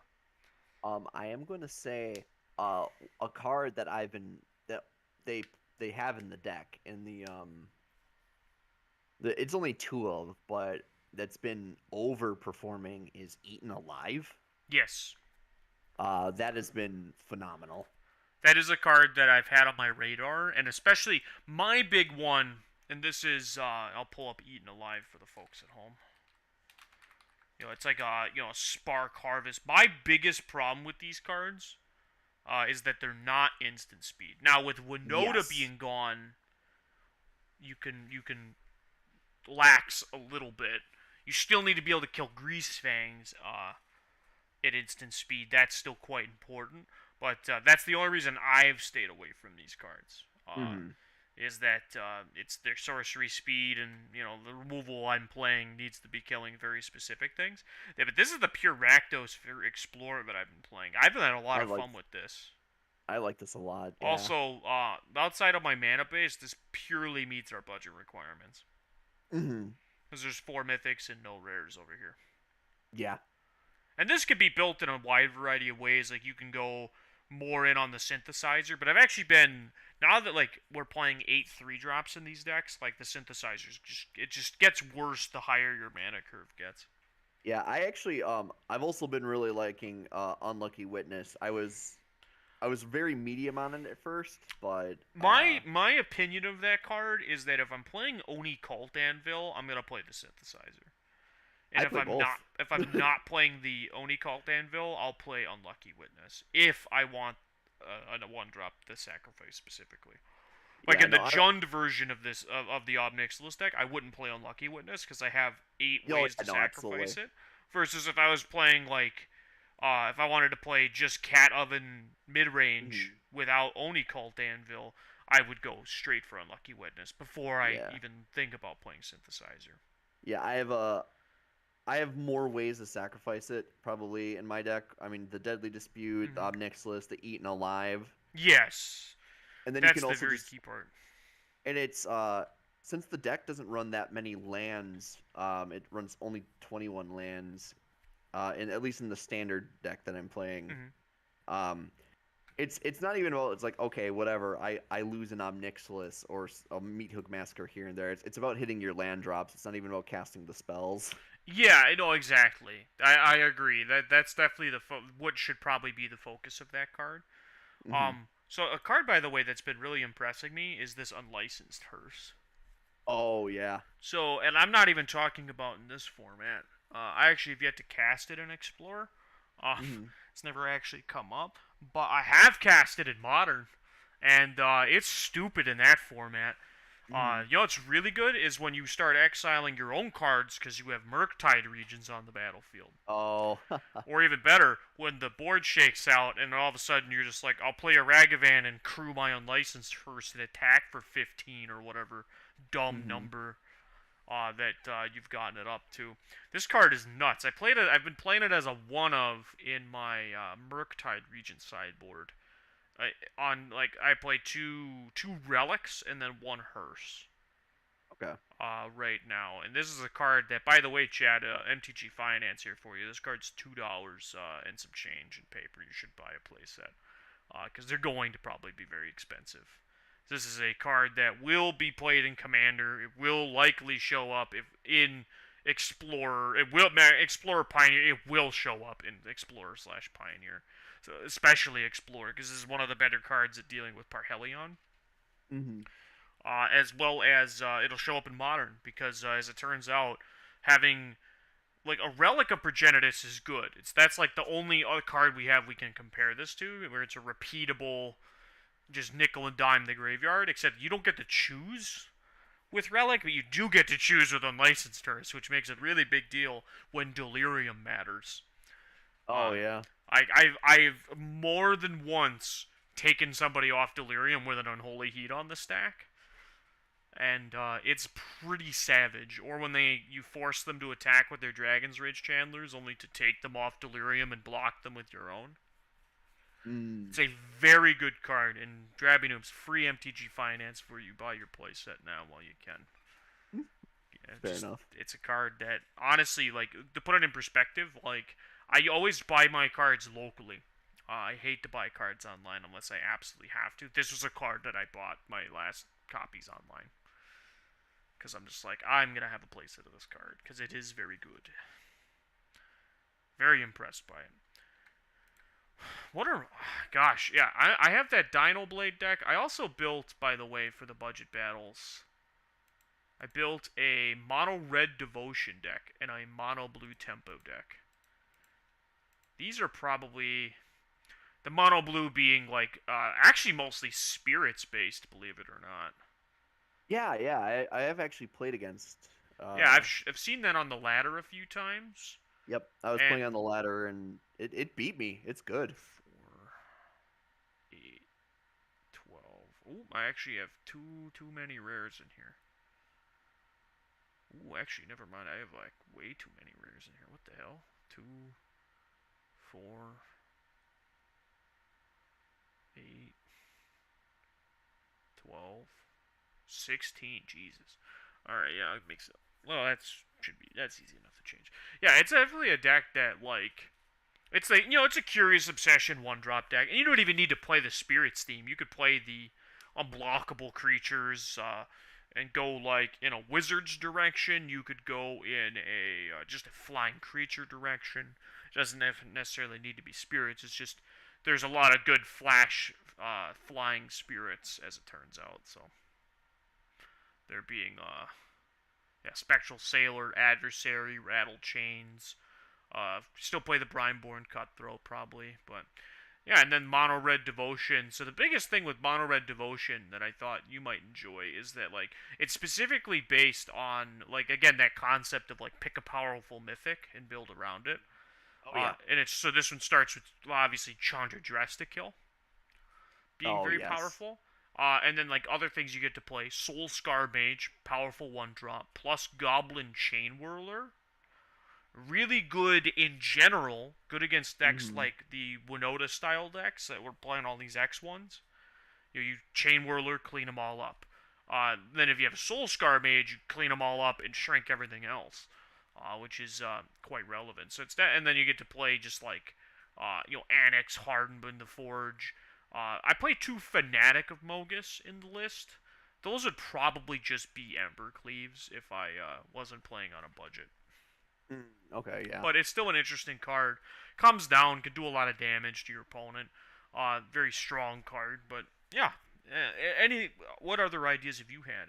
Anything that's come to mind? So so obviously there's like a white aggro deck that's out there, but I'm not really interested in that. I think I'm there's a lot of interested. rares in that deck, believe it or not. Yeah, there is, but there was an older deck back in Dominaria that had less rares. It was just a white weenie deck, and I believe the top of the curve on that was actually Banalish Marshal. Yeah, that Just seems the like a pretty easy card to build around. Yeah, I mean, you're probably I mean, and then you can play the Ixalan enchantment, the one Legion's drop that Landing. Legion's Landing. Yeah, so Yeah, you're talking like you've got 8 rares there. You're probably picking some kind of mythic, like I don't know, like maybe like Angel Invention if you're like thinking you're gonna hit 5 mana a lot. I don't think I'm gonna hit 5 mana a Yeah, lot, but probably not. But I mean, ooh, no, they have the saga that makes the knights yeah, at 3. History of Benalia. Yeah, History of Benalia. Yeah, Yeah, like so here, I'll even just to get a freebie chat. yeah. I was already putting together as we were talking.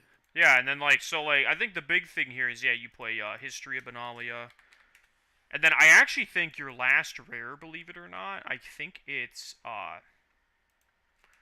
like if you depending on how many lands you play, I think it's Faceless Haven is an option, or Yeah. like Thalia. Ooh, But Thalia. Thalia is a little rough with history. Yeah. So yeah, like other than that, I think you could also because I don't think Cave is good enough. Because like you're never getting to 6 lands in like Yeah, I any mean, like reasonable sense. and for the same reason, Castle Ardenvale is not very good. Hmm. You could maybe play. Where is it? When you attack with 3 or more creatures, you make a creature. It's just a common from I think like I one can't of the Return to Ravnica sets. probably. Honestly, the fact that I can't think of it means it's probably not very good. Uh, Hazda Marshal. Hazdamar. Oh, that card. Okay. Yeah, I it could has see battalion, but not battalion. playing 2 Adelines too. Yeah, She's also a knight, so like when your history goes off, she gets the +2/+1. honestly, you could probably do like White Weenie Knights to some extent as No, well. not really. No? No, I mean, there's 8 one-drop knights, but that's Okay. not enough for a white weenie deck. There are Mm. 2 more, but they suck. Like yeah, Dauntless is okay. Ooh, you could play Ambitious Farmhand here. That Yeah, lets you cheat on lands, it absolutely does. and it gives you a thing to pump mana into. and it becomes a knight. Yeah, yeah, like that's the other thing. Well, yeah, like even if you just hit the coven and you flip it, it's a 3/3. Yeah, Knight of Grace could be relevant in some matchups too. Yeah, that's a card I'd side. Actually, I've seen the Black Knight show up in sideboards Yeah, in Pioneer, so I wouldn't be shocked to see either of these. Because if you're up against like some kind of black-based mid-range deck, like yeah, just side 4 of these in, no fatal push, no problem. All right, what other one drops are there? The other ones that come to mind: Battlefield Raptor. Yeah. 1 mana 1/2. Matter of fact, that deck played a 1 mana 1/2 with flying. Played Rustwing Falcon. Yeah. Oh, what about Oh no, we're not doing knights. Never mind. I could see playing Fairy Guide Mother. Fairy Guide Mother. Oh, is that the 1 mana 1/1 flyer that has a pump spell that gives +2/+1 in flying for its adventure? Oh, that's a yeah, no, because that could work as a combat trick as well. It is sorcery, but just like even if it's something like the board stalls out, you Fairy Guide Mother and Adeline and swing for a bunch, right? Yeah, like, that's like the line you'd take with that card. The other mythic I was thinking about is the what I would consider the worst version of rabble rousing is the Bazari, whatever his name is. That cute. I can never remember his name. The Planeswalker. Oh, Bozriket? Bozriket, yeah. Whenever the card's terrible. Yeah. Just being honest with you here. Whenever one or more non-token creatures attack, you make that many soldier tokens. Yeah, honestly, like that card has been so disappointing at like every opportunity, unfortunately. Yeah.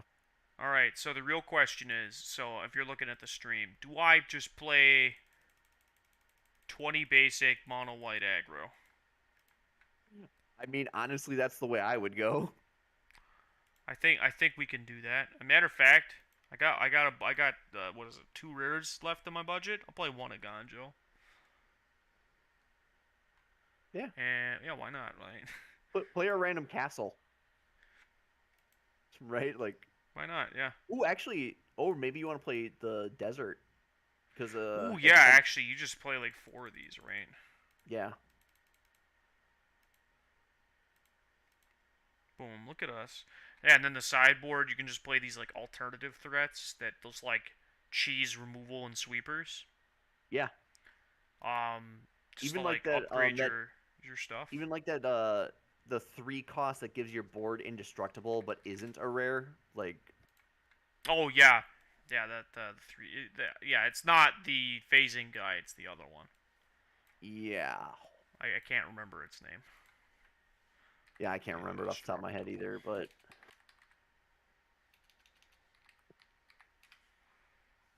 Alright, it's a 3-drop, right? No, it's not a creature. It's an instant.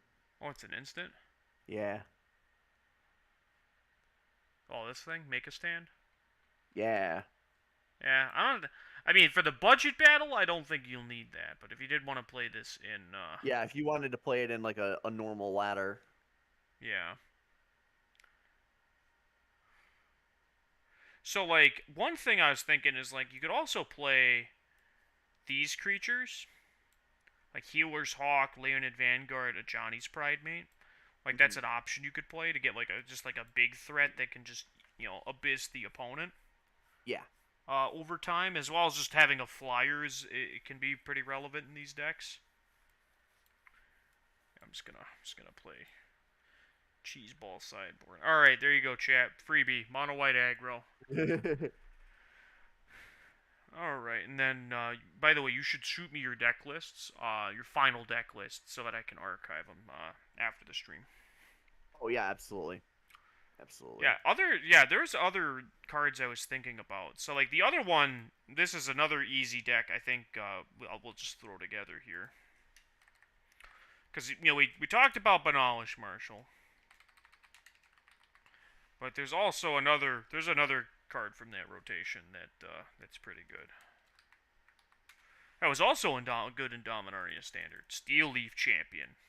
Oh yes. Because it feels like, and then we get Llanowar, because like you still have Llanowar elves, and this deck would get. By the way, with I'm specking we'll get Elvish Mystic this summer in the historic anthology. I think that's an easy include that'll make a lot of people happy.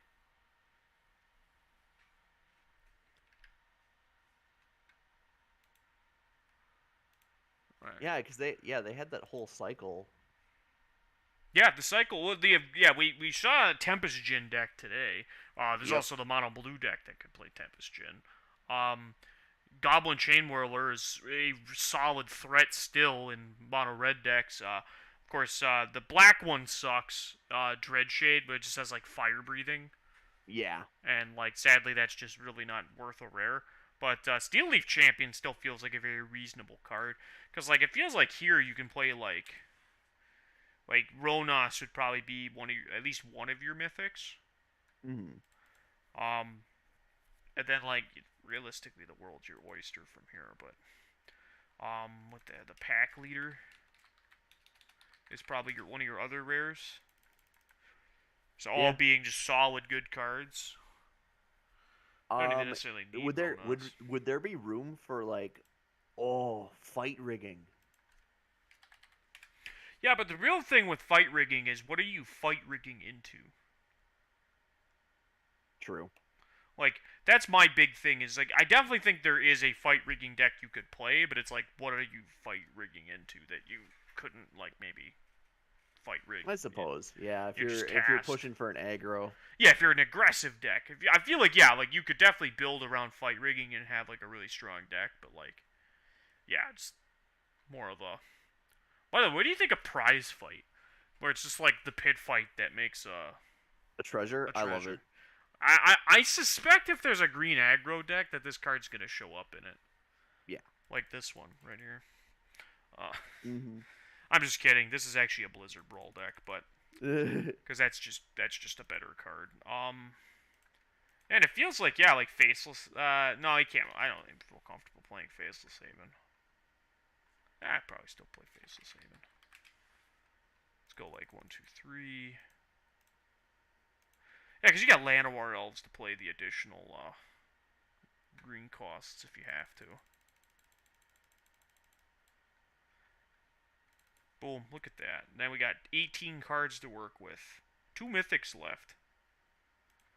Feels like your mythics could be a lot of things, though. Yeah, I mean... how many are you... Is Blizzard Brawl your only, non-creature? So far, yeah. Nullhide Feryx? Yeah, that's a... Right, yeah, this thing just says I can't cast non-creature spells, right? Yeah, I mean, that seems reasonable. I could also see Elder Gargaroth being the option. Elder Gargaroth, yeah. Do you play Ghalta in this deck? There are other things we can play over, like I think we could play Yorvo. Mm-hmm. Wouldn't be bad. I think you could cut Faceless Haven at that point. Like, it feels like that's a package. And if you go Yorvo, you just cut the Faceless Havens. Yeah, that'd probably be the play. Maybe. I feel like Blizzard Brawl is probably just better. Alright, now the real question is what other 1-drops are there? So we're already at 12 rares. Alright, you fight rigging into God Eternal Ronas. I like it. I like that a lot. For all of the wrong reasons, I like that. Honestly, I'd rather rabble rousing into that. That's fair. Would also rather that. Goodness, yeah. What other? I desperately want to play Workshop War Chief. I'm gonna find a way to make that work. Oh, the not quite Siege Rhino. The not quite Siege Rhino. Yeah, a lot of people thought this card. It's the not quite Thragtusk. Yeah, that's the one I'm thinking of. Yeah, I mean, it's not a leaves the battlefield. That is the key difference between those cards. Yes. So I definitely feel like it's going to suffer a lot. Is this deck just actually too many rares? Is that a thing? Yeah. Where this deck is like, cause like I'm trying to think of creatures to play, but they're all like rares.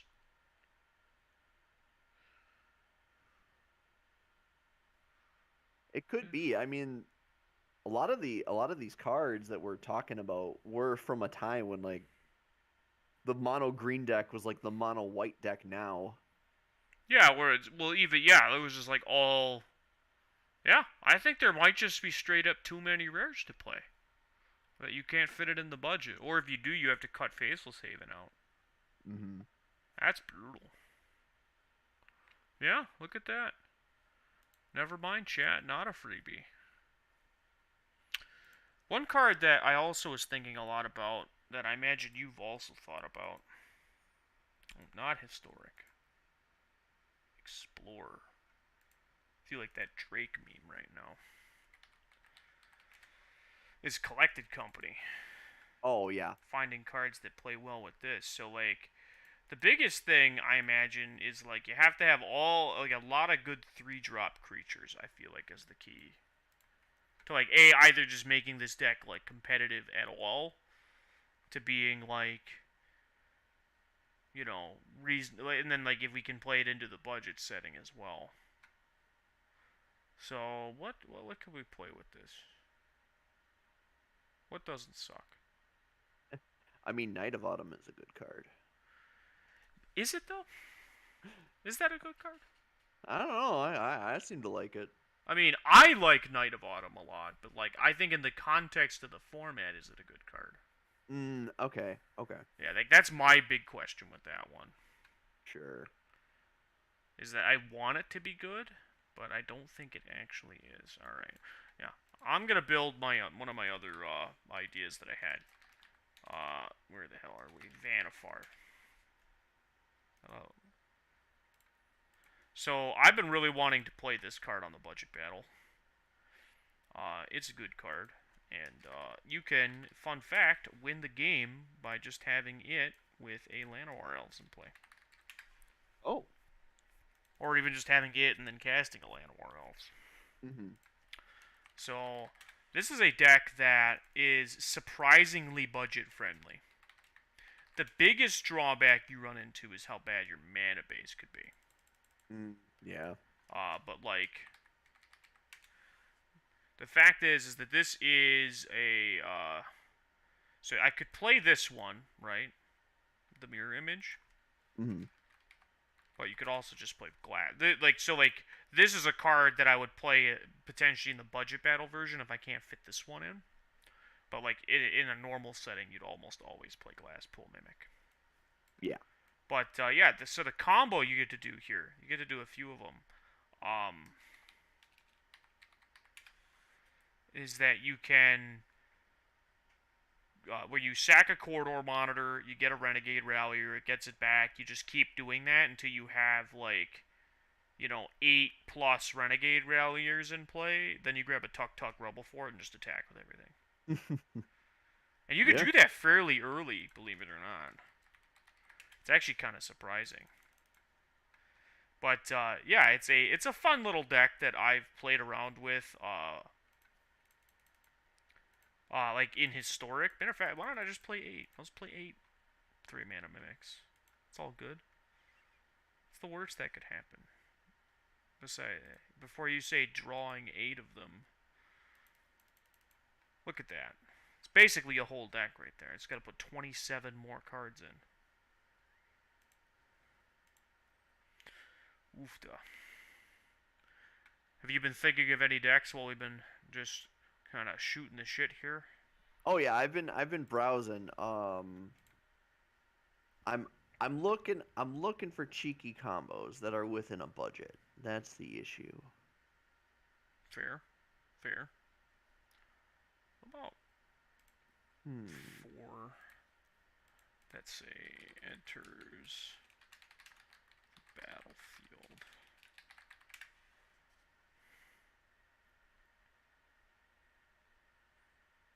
Okay.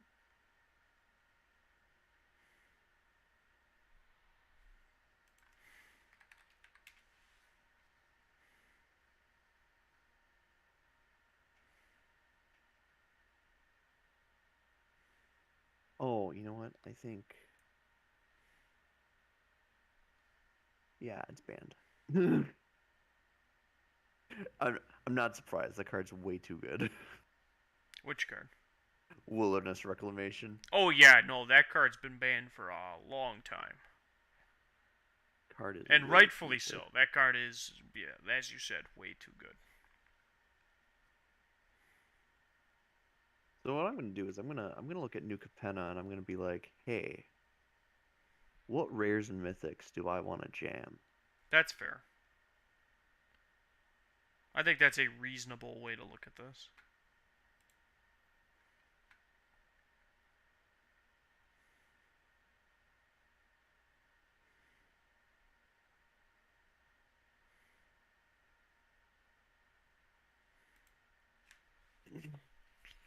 Hmm.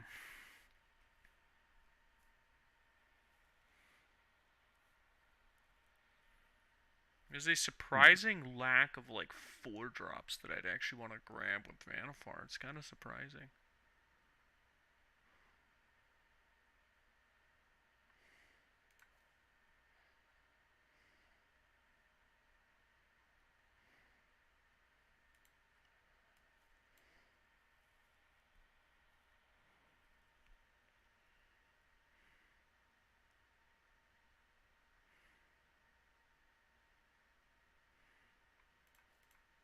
So many of these that I want to do are like just massive against the odds things.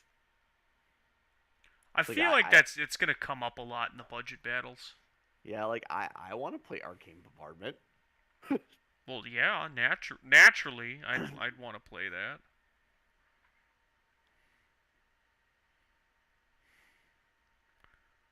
It's just a fun card. It is a very fun card. Yeah. Okay. Let's see You know, it's a here. card I really wish they would have put on Arena, like even if it was just in Historic, is Grist. Oh yeah. It's a card I've really wanted to play with, but sadly, just like there has not been like a deck to play it in. Mm-hmm. I feel like I could play Gilded Goose, and that's like free.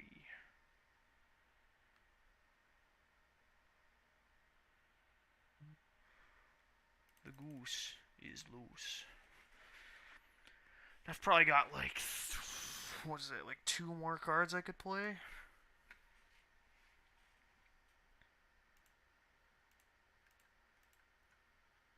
Okay. Mana. Probably something that makes mana probably be ideal.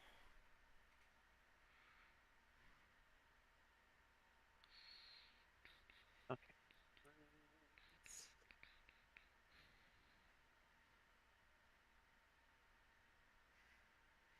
I think it's going to be very important if this is going to be a real deck, it's very important that I keep it in 2 colors. That's probably because a good idea, yeah. I'm looking at this and it's starting to very much resemble a it's very much to resemble one of those things that becomes very very rare intensive if you start going 3 colors. No, that's probably gonna come up a good bit. We're actually going to get rid of the mythics. I think I've already cashed in my mythics for this one.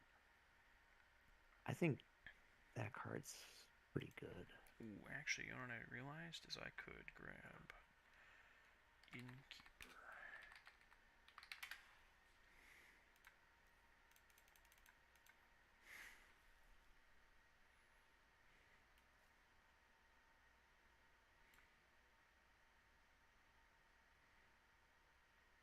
Okay, so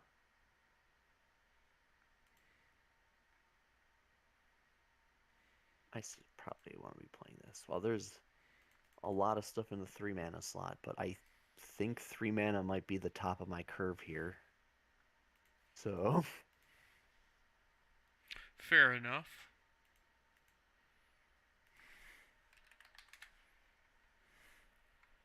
Adeline or a Gonjo? Ooh, or Skyclave Apparition. don't actually have removal right now. I could always just play it at common. It's fine.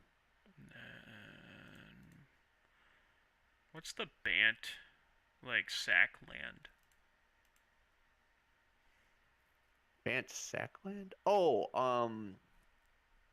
the Broker's something or another. Broker's hideout. There it is. Broker's Hideout, yeah. Actually, yeah, those are also lands that I would really like to explore here. Like, I'm actually gonna play, especially in these 3-color decks. It feels like you can Honestly, almost yeah. like I'm playing this Vanifar deck, which is technically 4 colors. I have 2 red pips and 4 white pips, but then it's a base Simic deck. It's Mhm. like, well, I could play like a couple brokers hideouts and then like a single plains, and then like a couple cabaret courtyards, and then like a single mountain, and like that's Yeah. probably fine. Because like that lets me either have the dual land that I originally want, or just have access to like uh my off color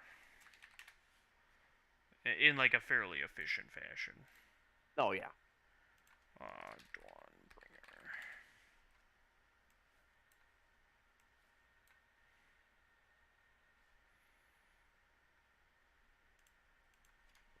Hmm.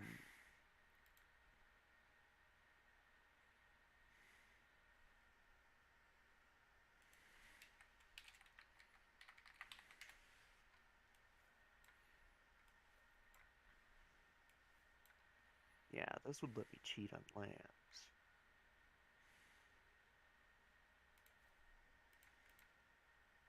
It's one of those things.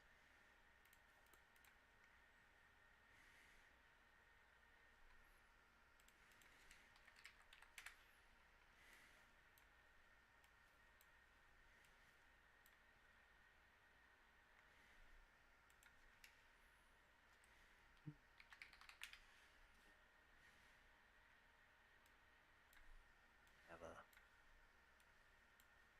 one of them good cough drops that they ask you for your ID when you buy them. Oh, those are the good ones, yeah. Yeah, sorry about the coughing, chat. Oh, I think everybody's all right with it. All right, then we got Aether Gust, Devout Decree.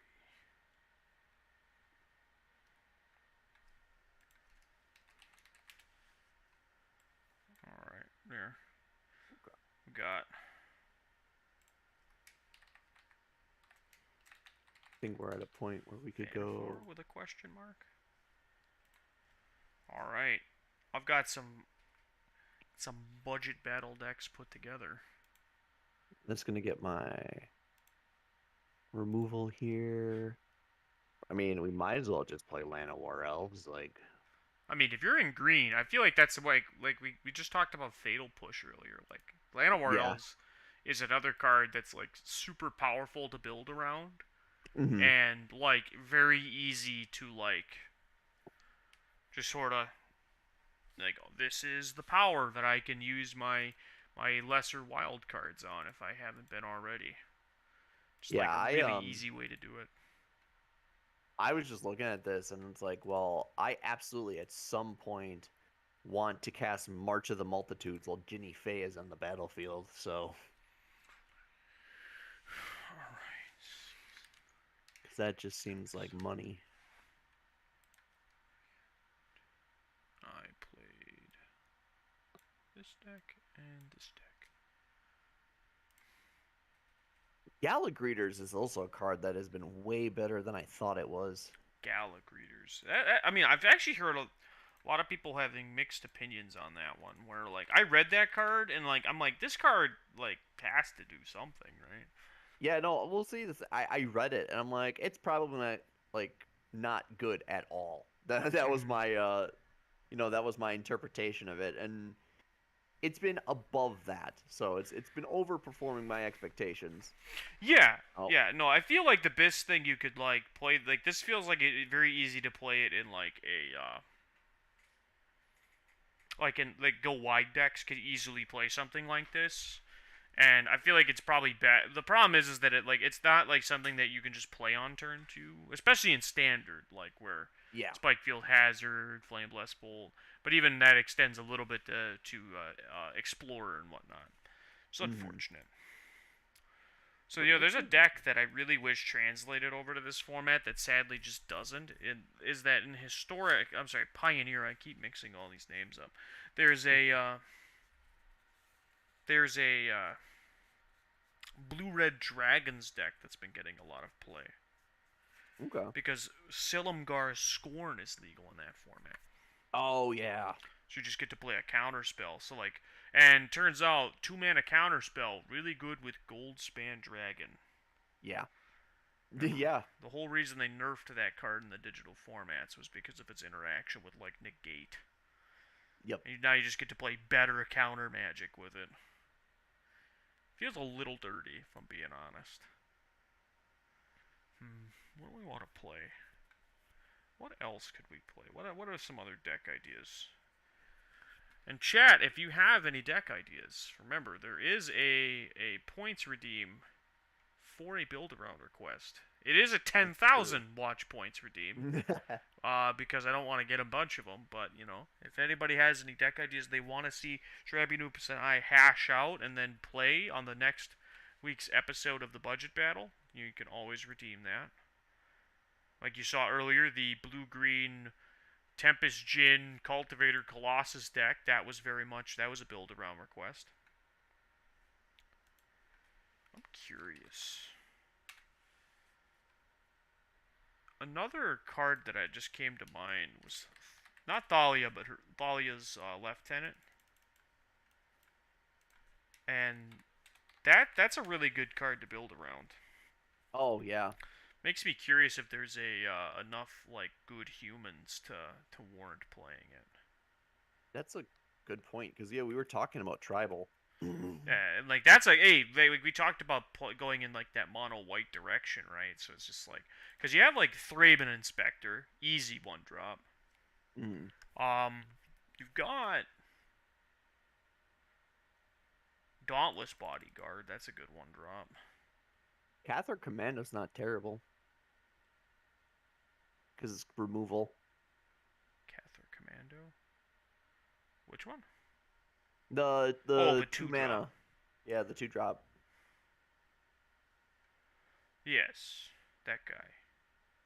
That's a good one. Just being a 2-mana 3/1 with Yeah. flash, as well as just having a main deck way of dealing with artifacts and enchantments is it's not nothing. We even got Usher of the Fallen.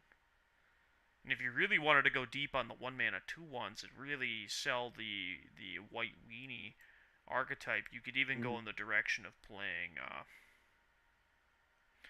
you could either play Venerable Knight. I also feel like you could get away with Beloved Princess. Yeah. Honestly, unless we're like really needing the slots, like just Thalia in general seems. Yeah, just Thalia is also just by herself really good. Feels like Hopeful Initiate is also probably fine. Yeah. Just playing, we could just easily play 3 Thalias. 2 of these guys. That still leaves us with a budget of 5 rares and 4 mythics. And you know what I think? You know what else I think is human? Banawish Marshall. And Oh, it is. It's a human knight, Adeline I is believe. human, and I believe she makes humans. She does. She does in fact make humans, and we could probably go that. And I've got probably 8 cards I can play before I have to do anything. Are there any? So let's go like this: mythic, rare. I'll even include cards I don't have in my collection, and human.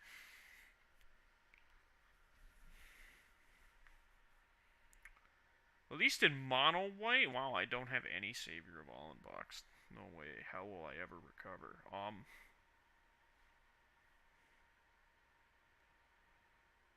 Cemetery Protector. How's that a card I'm only now reading? I'll trade you not having saviors and give back my wild cards.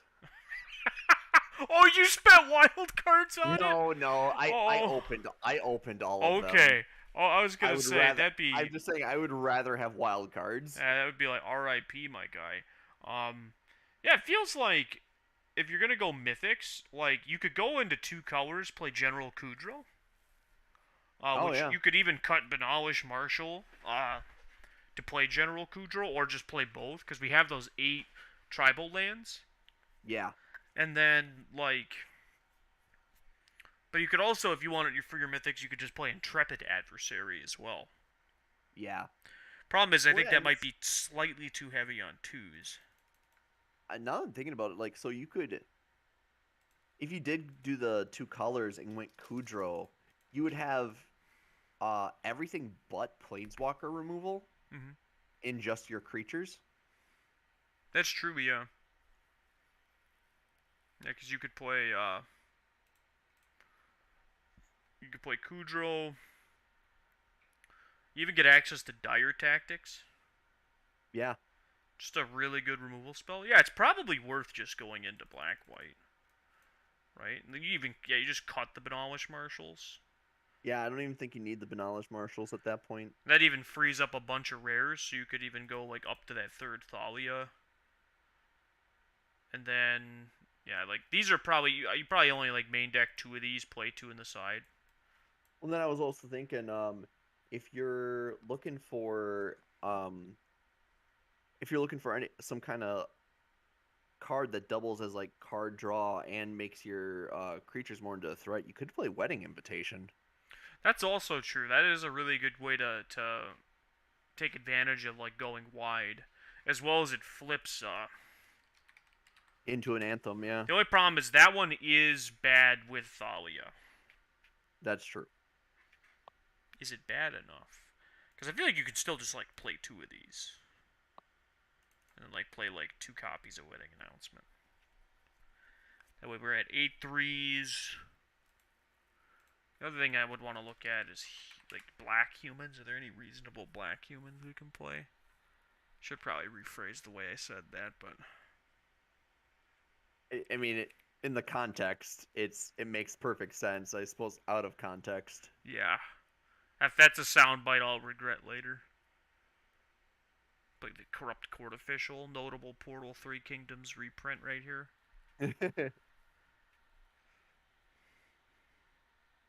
Ooh, you even get access to like Knight of Malice, and the White Knight. Oh, you can play Kitesail Freebooter. Oh yeah, true. Like that. Then so we have access to Hand Disruption, a Disenchant, Graveyard Hate, Card Draw, Hard Removal. That was pretty reasonable. And then, so like here we're at like 6, 8, 10 rares.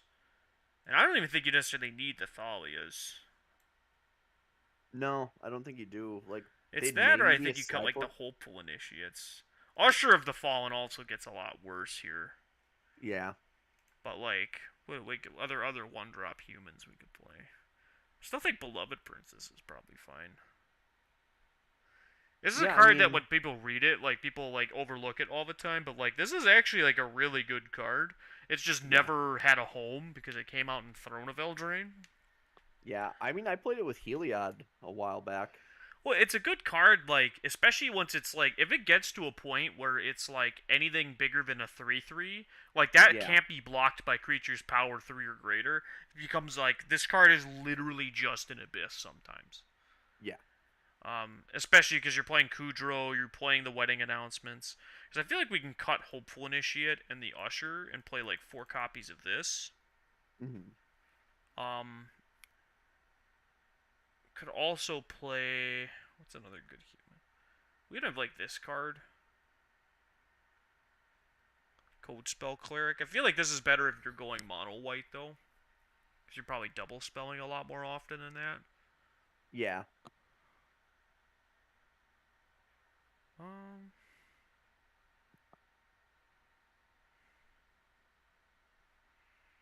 could play just Allenbrook Escort, I guess. We have Thalia's Lieutenant.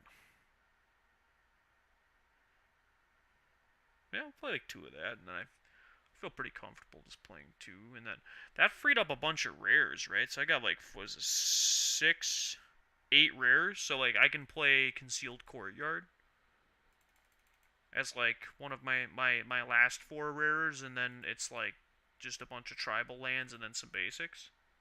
Yeah. Like that feels reasonable.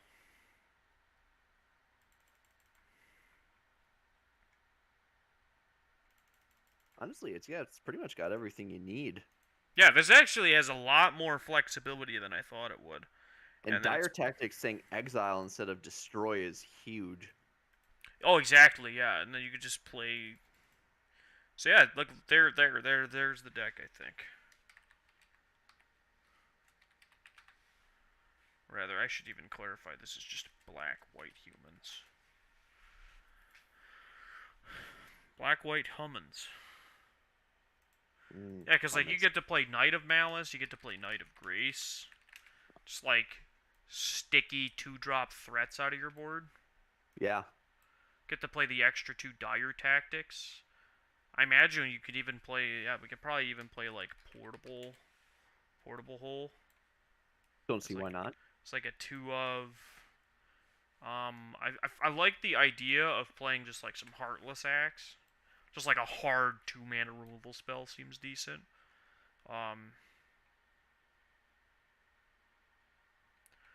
Could see playing Lantern of the Lost. It's like a 2 of. It's probably just like 2 Knight of Malice, 2 Knight of Grace. Probably don't need all. You don't need 6 of them. Like 2 Lantern of the Lost to supplement Kudro. Some Heartless Axe, some Portable Holes.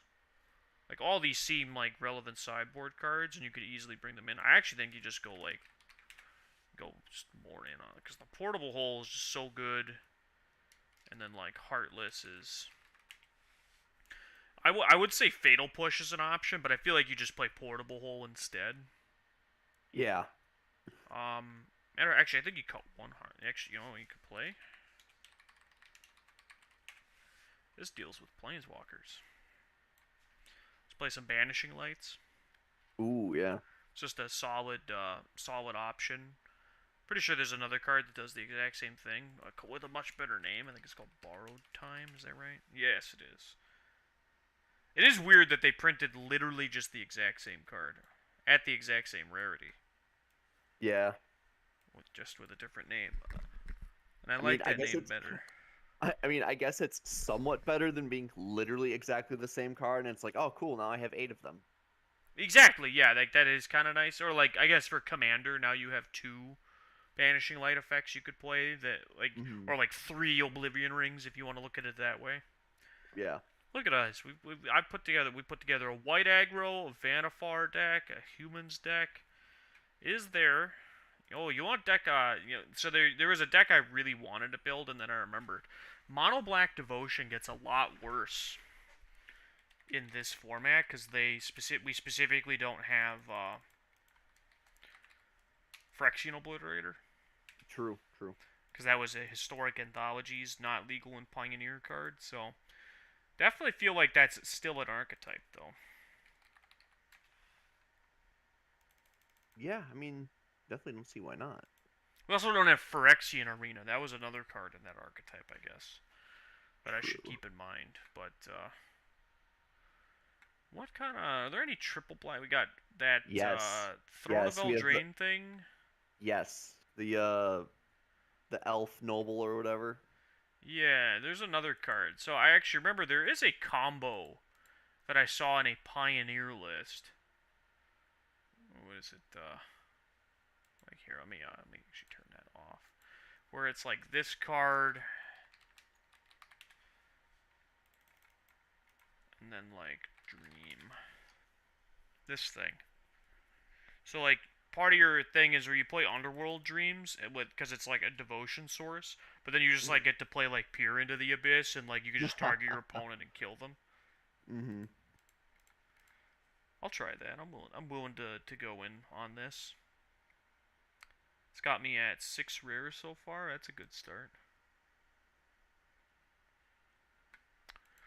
So like all black mid-range decks in this format, it's gonna start with 4 Fatal Push and 4 Thoughtseize, and then probably 2 Blood Chief's Thirst.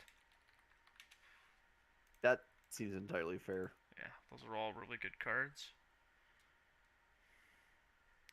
What other devotion sources are good though? That's the other thing. There's by the way, another archetype that I was thinking about. Like this might not fit into the budget is zombies. Yeah. Like that feels, but it feels like that's a lot of rares. There are a lot of rares, especially in Pioneer. Mm-hmm. Which is unfortunate, but. So let's see if how big are we going on creatures? On what deck? In this deck, because I don't know what. Are you referring to Black Devotion? Yeah. Because I'm wondering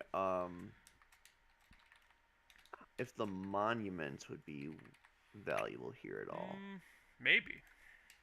What the hell does this monument do? Black creatures cost 1 less to cast. Whenever you cast a creature spell, each opponent loses 1 life and you gain 1.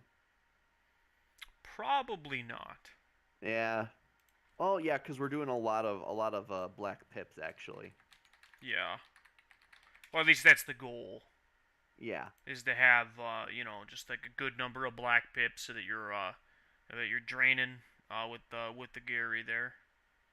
Feels like you could play like Kitesail Freebooter here. Just like really focus in like Dusk Legion Zealot, just like a bunch of really good 2s with some 1 mana removal. Do you want to play? So if they kill it, they get the card back. Would you rather play the party one that makes them discard, or because they get to choose, would you not want that? I think the choose is probably bad. Okay. But yeah, this is definitely a card I'm not like super thrilled to play, but could see. Tainted Adversary. These aren't cards we're going to play. They're just cards I'm pulling out. Skyclave Shade. Ooh, you're actually, you know what? Fuck this. Yurok's Fenlurker. Double Devotion. Yeah, and Exile. Yeah, and it can pump itself up.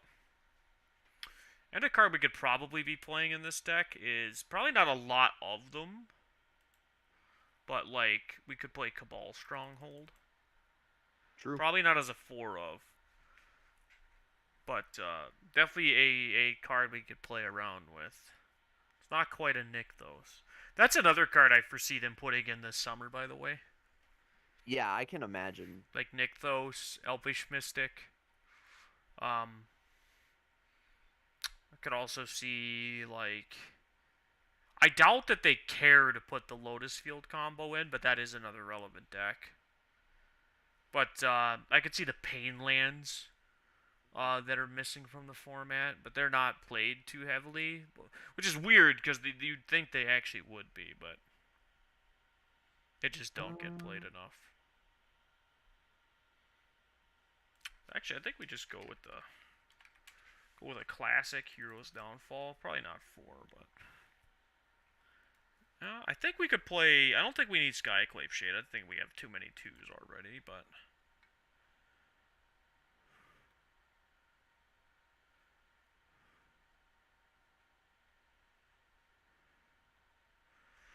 Trying to see. Like, this is a deck. It's a pile of removal. It doesn't have a repeatable draw source. That's its biggest drawback right now.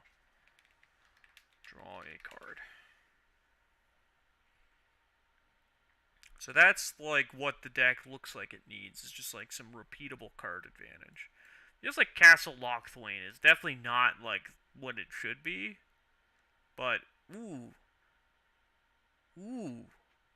Sign in Blood, that's right. This is on the platform and is in fact legal. You know what I want to? You know what I want to build a rack deck. Can I build a rack deck? Probably not. 6. There's exactly 1 rack and it's legendary. Perfect. Sick. Not surprised by that. I don't think there's a lot of racks legal in general. Yeah. All right, what black because Waste Not is legal, and Raider's Wake is legal, but it's 4 mana. Ugh. Like the fact that what makes racks good is that they're cheap and abundant. Not 4 mana. Yeah, very big deal not being 4 mana. Even even Davriel is 3 mana. Like, hmm.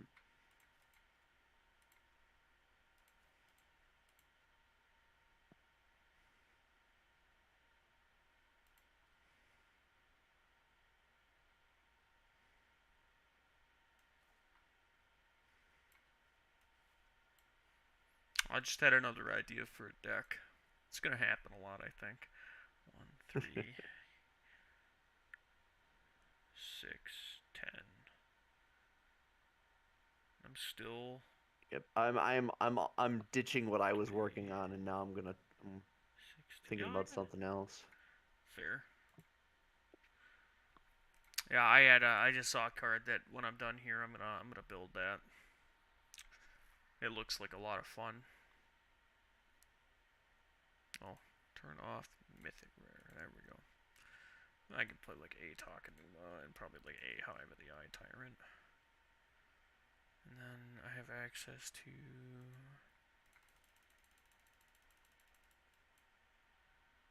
So I'm gonna need probably 1, 2, 3, 4 more lands. Probably cut just 1 Peer into the Abyss. It's probably fine.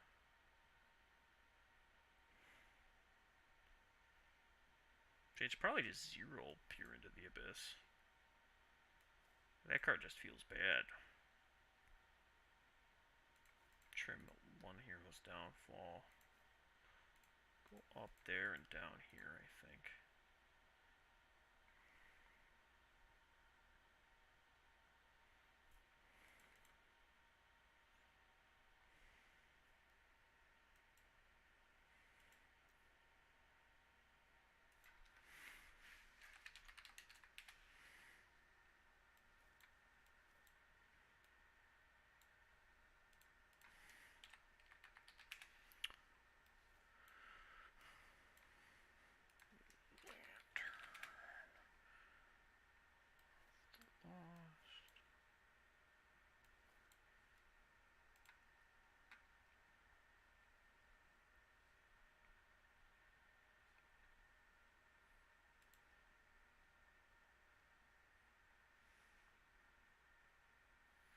So the other deck that I realized is legal is that you can play Cat Pact. Cat Uh, Pact? yeah, the Harmless Offering Demonic Pact deck is in Oh the yeah, format. that's true. I kind of want to build it and see if it sucks or not. It feels like it could be good. Yeah, no, I could see that happening. Yeah, like that feels like it could be something.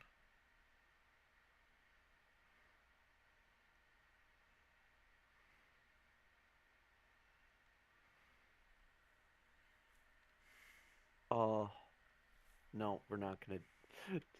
Part of me is like, oh, I could play Festering Newt. Oh, wait a minute, that isn't on the platform, is it? It is. Okay.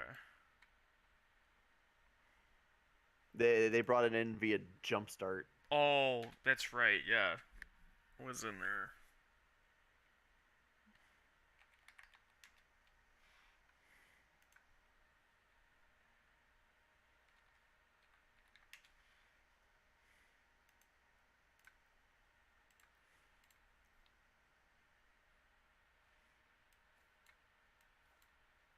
Alright, now next deck.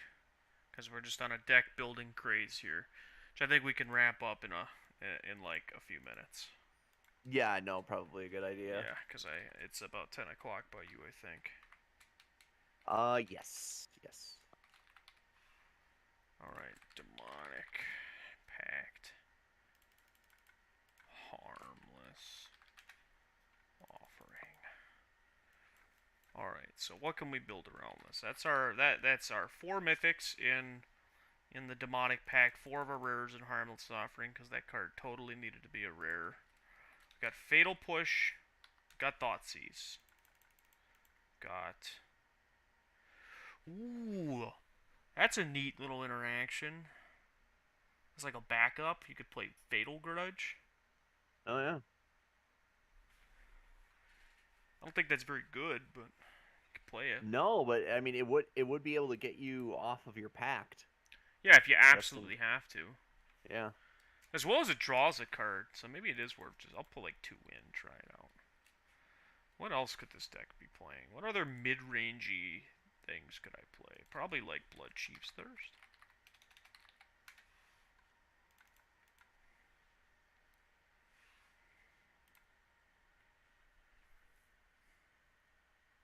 All right, we're doing it. It's bad, but we're doing it.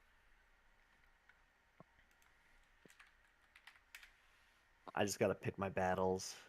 That's the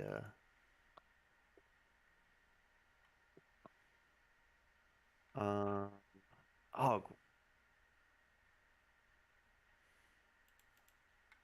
Blood Chief. It's a good one. Yeah. Um,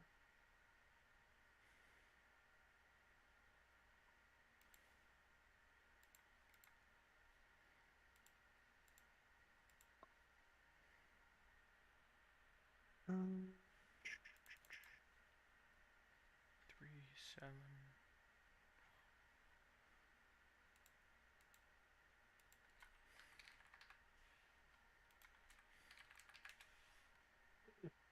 oh man, it's gonna be hard keeping this in the budget, but that's fine.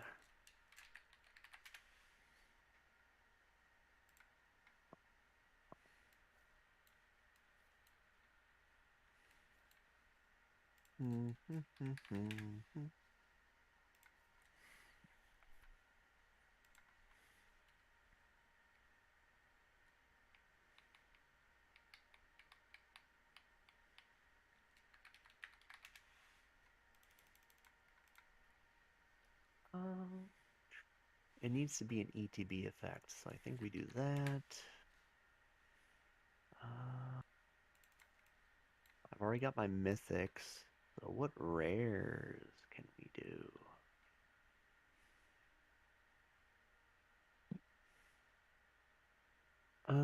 Let's see.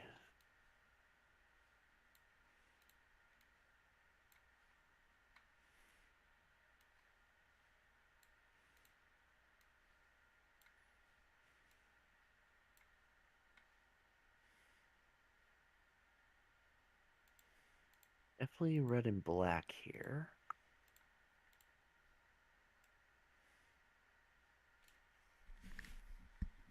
I mean, I've already thought of a. I've already thought of a deck that I want to build without a budget.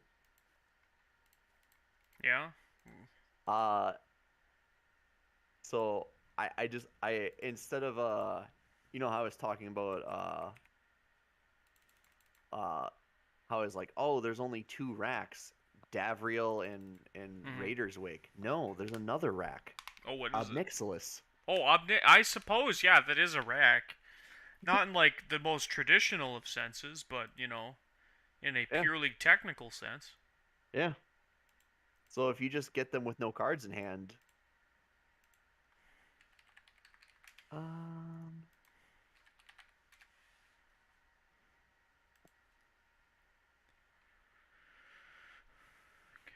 No, that's not it.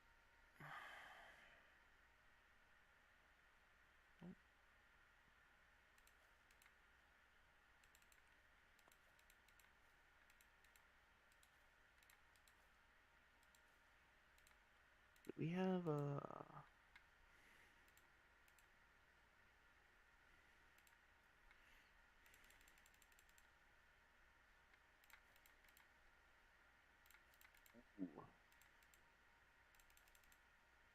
Number of creature cards in your graveyard, eh? Oh, that's funny. That's really funny. Oh, another card Okay. that just came to mind as far as, like, a really good card to invest cheap wild cards into, Strangle. It's another Oh card yeah. that's been showing up both in lists I'm looking at and when I'm thinking about building decks. Like, it's a card that's been starting to come up more and more for me. So I didn't think about this before, and This very much might be a Drabby Noob's overthinking thing. So I'm gonna warn you. But Ob Nixilis is a black card, and Mausoleum of Secrets is a instant speed tutor for black cards. Well, yeah, but it has to be with equal to or less than the number of creatures in your graveyard, right? Yeah. Suppose if you're But deep into a sacrifice deck, but like it feels like by the time you're doing that, you're probably like searching for something that isn't Ob Nixilis. I suppose. Yeah, it feels a little win more to me is all. Gotcha. It's the only thought that really comes to my mind when on that. Is it more win more than jamming Waste Not? Um, I mean, Waste Not is a payoff to like having a bunch of discard spells, and like it's a card that you could build around for sure. I'm just not sure how good it is. Though I suppose Yeah, we have no. like what 12 different virus beetles that you could play. Oh, yeah, Because you absolutely. got the virus beetle, you got the one from the newest set, You got the rat. you got the the rats. You have like you could just play those and curve them into. Matter of fact, those feel particularly good to curve into your Ob Nixilis in this game plan. Oh, I mean, So you're like that's where they four are. Thoughtseize, four Waste Not, four Ob Nixilis, four like that's probably a start, and then like between 8 and 12 of the 2 drops that make your opponent discard. Probably some main deck duresses while you're at it. And Oh, then like did you just read off my deck list? I mean, I'm just brainstorming out loud, and then yeah, like some fatal pushes, a couple blood chiefs thirst, and then your sideboard you can put more specific removal like grave enfeeblement, noxious grasp, maybe feed the swarm. I doubt that'll come up. Yeah. Yeah, those all fit. That all feels entirely reasonable. I've got the Davriels, but I don't think they're I necessary. I feel like that's just like bad Ob Nixilis. It really is. Like if you were going like trying to force it into mono black, I think that would be a different question. But Yeah. like, if you're specifically going to be in black red, then I feel like yeah, that you just play Ob Nixilis and not Davriel. What else? What are other decks we could be playing? Are there any other planeswalkers worth trying to build around? Yeah. If I wasn't building on a budget, I would just uh like jam Croxa with Claim to Fame. There's another card that we probably could be building around that we're not right now.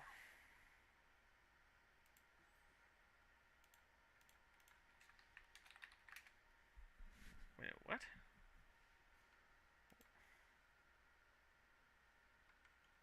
This is set to Explorer, right?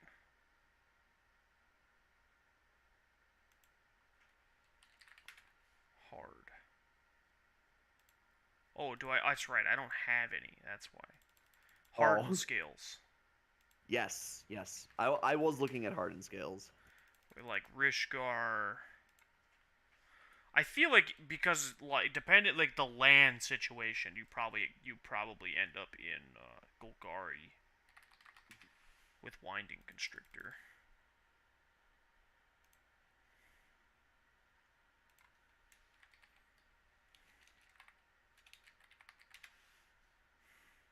Well, you could also do the green one too, the green white one too, Yeah, it if just you feels like wanted. your mana's worse. That's Like, true. cause like I feel like if you're going into green white, like you could like play like that's like a version where like if I had infinite budget, right? Like that would be much easier to do because like Yeah. I could just play all of the dual lands. Or like Hmm. at least in green black you have strictly blooming marsh makes it better to play. Where we don't have to play a bunch of shitty tap lands in this version. We can just set 4 of our rares aside to be blooming marsh, Yeah. and that's just probably fine. That puts me at my 12 rares already, though. That's pretty crazy. A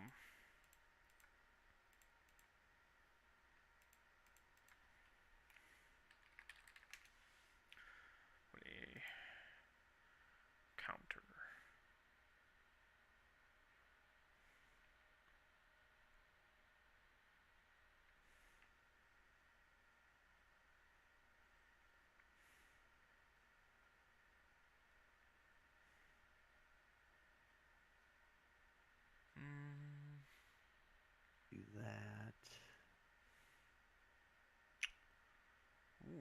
Definitely running into a slight problem so far.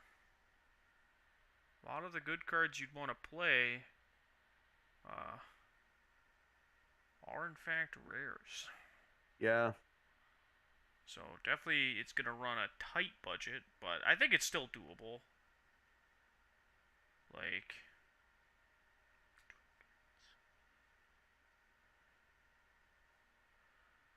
just a matter of finding, like, I feel like, because, like, in the 1-drop slot, you can play, what's its name?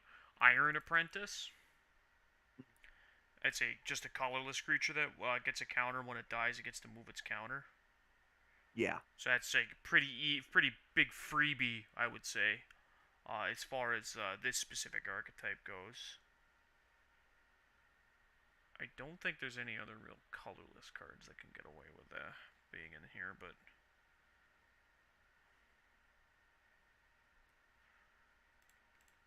well, there's also Servant of the Scale, I guess.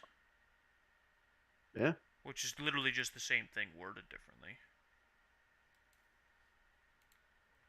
Yeah, that gives us 8 1-drops that synergize with the Hardened Scales and Winding Constrictor. Yeah.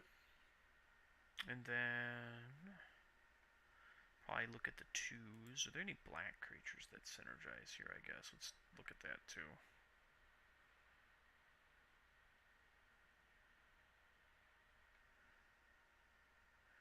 Doesn't really look like it. Alright. Oh, that was not the thing I meant to get rid of.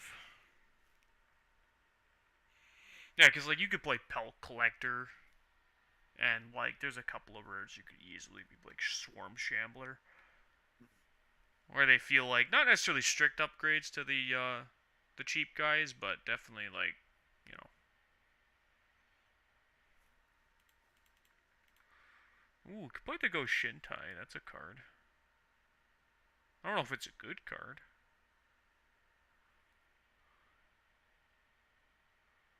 I mean, it does basically grow itself for free. Gnarled Colony, that's an interesting one. So it's a kicker creature. It's a 2-mana 2/2 with kicker for 3. If you kicked it, it's a 4. It gets 2 1/1 counters, but it says each creature you control with a 1/1 counter has trample. Yeah, that seems. That actually seems much better than the Go Shintai. Yeah. Because that's like perfectly synergizes with everything. Could even play like Pollen Bright Druid, wouldn't be bad. Ooh, Roaring Earth. I forgot about Roaring Earth. Oh yeah. And then just free counters. This deck would probably play Nissa if she were legal, but she's not quite on the platform yet. Mm. And then it feels like this puts me. I've definitely got space for more, but it just feels like I'll probably need a few more creatures, and I think I can think of one. His name is Gear Hulk. Yeah, that's a big boy.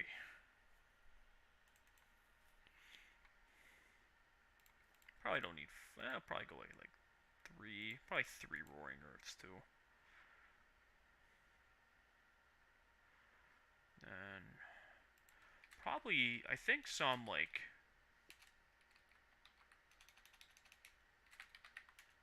some Fatal Pushes. Probably wouldn't be too bad. And then we can focus on the lands here. This definitely feels like a heavy green deck.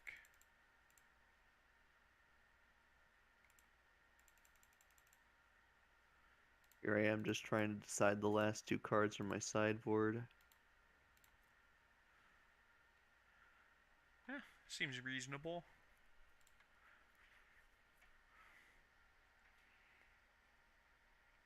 It's like Gnarled Colony, just plus a bunch of big creatures that end up gaining trample. Mm-hmm. Even if you just channel Roaring Earth, this card's nuts.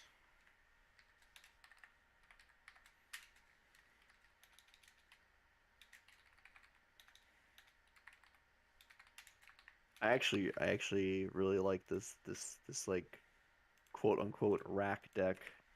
I think that's gonna be an interesting deck. I think it's gonna be. I don't think it's gonna be like to the like where you can like do things like choose to be on the draw and whatnot, like the old Yeah, school rack decks. I feel like you still need to be on the play. yeah. Actually, you know what? I lied. I think you could choose to be on the draw, but you just have to play 4 copies of Bloodchief's Thirst and not Fatal Push. Mm, Where you can like guarantee you're gonna connect with a removal spell or a discard spell, like one or the other on turn one. yeah. And that feels like it's probably relevant, and then like you can just sort of like you 1 for 1, so the extra card's gonna be really good. Yeah, honestly, yeah, if you go that direction, because Bloodchief's Thirst is a card that like rewards you for being on the draw. This is true. So, and sort of Thoughtseize to a degree, unless your opponent's on an aggro deck. But I don't think that's. I think that's pretty rough for you either way. And I do think this is a deck too that gets better if you could play like more mythics. Hmm. Like obviously I want to play Croxa in this because Oh, naturally, yeah. obviously I do, you know? Oh yeah, for sure. It's just like easy upgrade, right? So it fits Yeah. perfectly into the theme.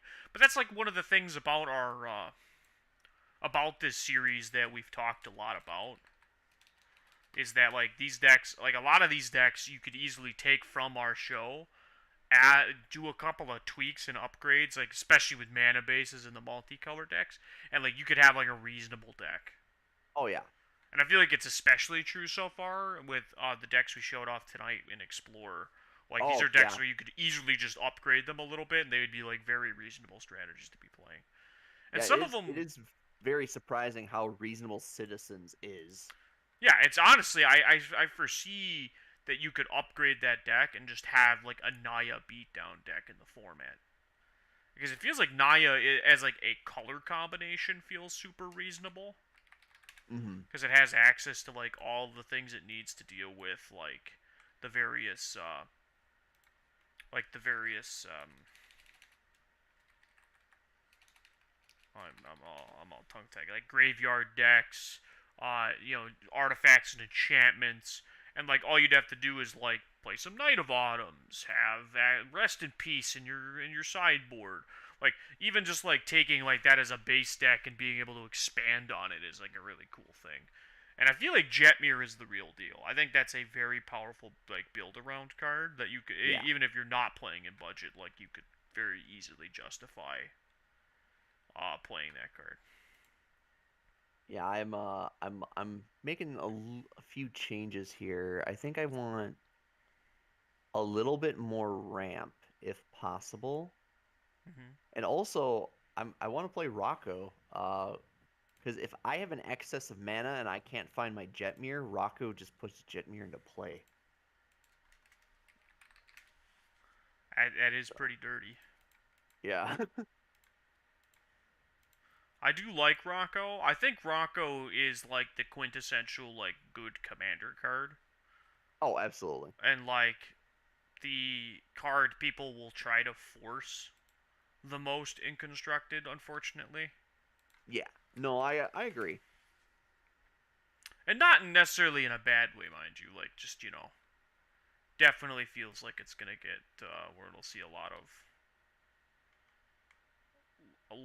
of maybe unnecessary play might be the best way to describe it. Yeah, I mean I'm only playing it as like a two of. I mean, it's a mana sink and Hmm. all that. What do?